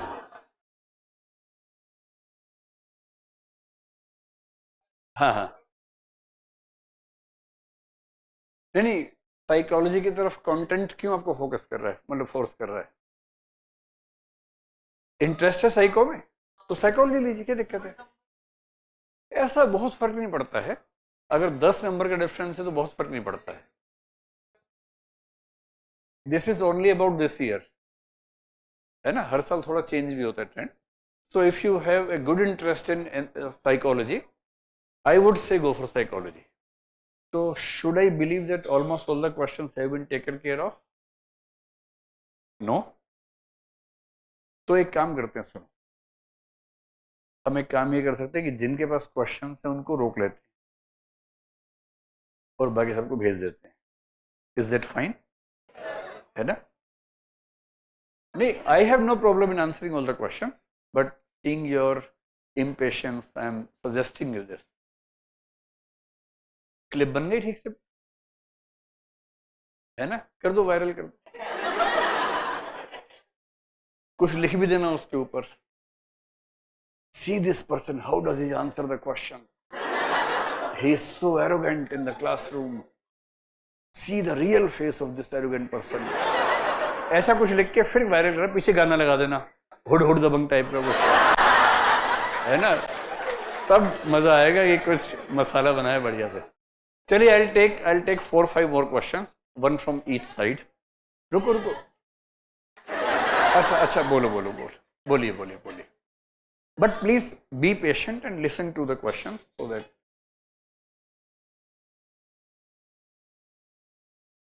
मैंने आपको पहले ही बताया कि मैंने सोशियोलॉजी लिया केवल इंटरेस्ट की वजह से, and that was a problem for me, so I did not do that. हाँ, लेकिन एक की वजह से एक के बावजूद हुआ, है ना? अगर मेरा ऑप्शन कोई दूसरा होता उस साल तो मैं आईएएस में होता, फिर मैं यहाँ नहीं होता आपके सामने। तो मैं आपको ये कहना चाह रहा हूं, आपके पेरेंट्स ने जिंदगी में कुछ गलतियां की होंगी, है ना? अजीब हाल है यार आप लोगों का। आप सुनिए, ये आप लोगों की उम्र में हार्मोन्स ऐसे होते हैं कि एंटीना वहीं रहता है हमेशा, है ना?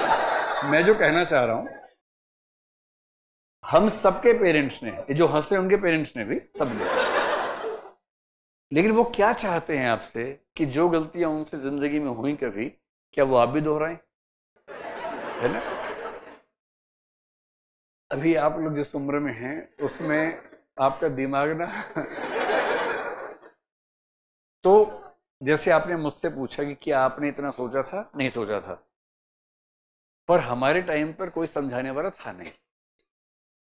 तो if you are taking a decision and if these analytics can help you, data can help you, arguments can help you, you should use that irrespective of the fact whether the previous generation used it or not. तो सोच समझ के फैसला कीजिए, क्योंकि जिंदगी का मामला है। 2 साल बाद 3 साल बाद ये ना हो ना कि एक फैसला गलत हुआ इसलिए सब हाथ से निकल गया। That is why you should be careful while। अच्छा बोलो। इनका जो क्वेश्चन है कई लोगों का है, सोशो एंसो में से एक लेना है। I am almost equally comfortable, which one should I choose? पहले इसका आंसर इतने में दे दूं, कुछ स्पेसिफिक है इसके बाद बताइए। बट सर सोशियो में करंट भी है और स्टैटिक मुझे ज़्यादा अच्छा लगता है पढ़ना। मुझे सोशियोलॉजी लेना चाहिए या फिर एंथ्रोपोलॉजी? बट सर एंथ्रोपोलॉजी में बायो है जो मैंने 10th क्लास के बाद से पढ़ी नहीं है। हाँ, तो मैं पहले ही उसका आंसर देने वाला था ना। अगर आपको बायो एकदम नहीं आती, 10th के बाद से नहीं पढ़ी है, तो एंथ्रो सोशो में सोशियो थोड़ा सा बेहतर रहेगा आपके लिए, नंबर 1। सेकंड, ये कह रही है कि सोशियोलॉजी डायनामिक है, तो मैं चाहता नहीं डायनामिक सब्जेक्ट हो। इतना डायनामिक नहीं है sociology. You just need to add few latest case studies in paper 2, that's it. नहीं, करंट अफेयर्स की ऐसी वैल्यू नहीं होती। आप सोशियोलॉजी को स्टैटिक मान लीजिए, टेंशन मत लीजिए। The only thing is when you write in paper 2 and when they ask you something on current trends maybe, तो कोई recent case study आई हो जो टीचर्स आपको बताएंगे, उसका जिक्र कर दीजिए हल्का सा, but that's not must। करेंगे तो अच्छा रहेगा, but you should not take sociology as a current based subject। Don't worry, sociology will be a better choice for you। ठीक है? हाँ, पढ़िए। यस, इन्होंने कुछ कागज पे बनाया था। हाँ, सोशो हिस्ट्री में क्यूट तो सोशो है, छोटा भी है। हिस्ट्री उनके लिए ठीक है जिनका डीप इंटरेस्ट है, otherwise all arguments go in favour of sociology. लेकिन आपका बहुत गहरा इंटरेस्ट हिस्ट्री में है तो हिस्ट्री लीजिए, मत चेंज कीजिए। इनका डाउट सुनिए, शायद आपके काम भी आ जाए। अब ये पुराना हो गया, फ्लैश लाइट वाला पुराना हो गया। अब पता क्या करना पड़ेगा? आपको सिर के बल ऐसे होना पड़ेगा, that will be something new. चलिए, इनका डाउट ये है कि पवेड मैंने पढ़ा, पेपर 1 पढ़ लिया, थोड़ा सा डाउट है, समझने में दिक्कत आई पेपर 2 में, तो मुझे एडवाइस मिली कि पॉलिटी पढ़ने के बाद समझ में आएगा, तो अब मैं क्या करूँ, रखूँ कि ना रखूँ। देखिए, पवेड एक इजी सब्जेक्ट है, मुश्किल तो एकदम नहीं। तो pubad paper 2 is more about governance and polity. तो once you complete polity and governance in GS, paper 2 pubad doesn't remain difficult. So I would not suggest you to change. PubEd is doing good, not a problem at all, है ना? Go for PubEd. अब हम ऐसा करते हैं, सुनो, ये देखिए, ये बोतल हाथ में रख के दिखा रहे हैं। उठो चारवाक, उठो। अच्छा, दोनों बोतल वाले हैं ना, दोनों खड़े रहो। हाँ,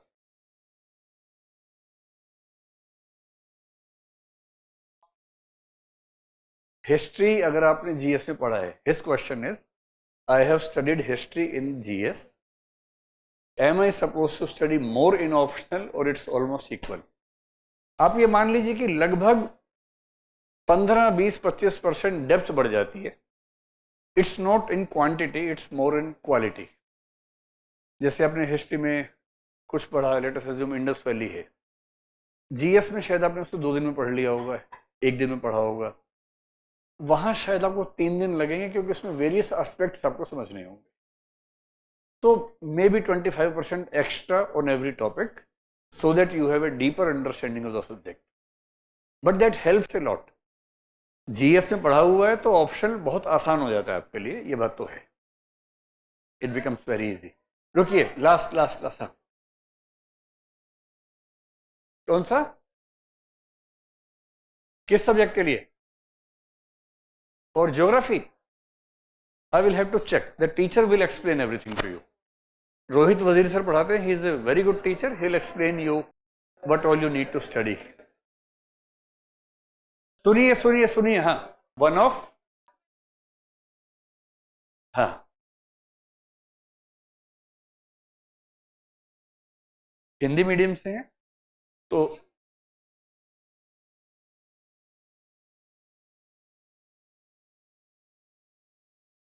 हिंदी मीडियम में केवल 4 सब्जेक्ट्स हैं, इंग्लिश में बहुत सारे हैं, Hindi literature, history, pol science, geography, इसी सीक्वेंस में।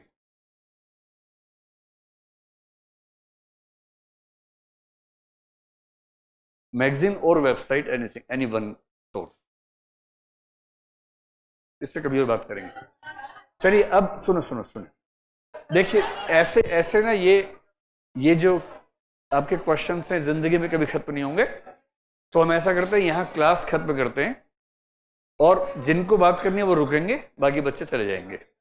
So the class is formally over, जो रुकना चाहें रुकें, बाकी बच्चे चले जाएं। And thanks for coming.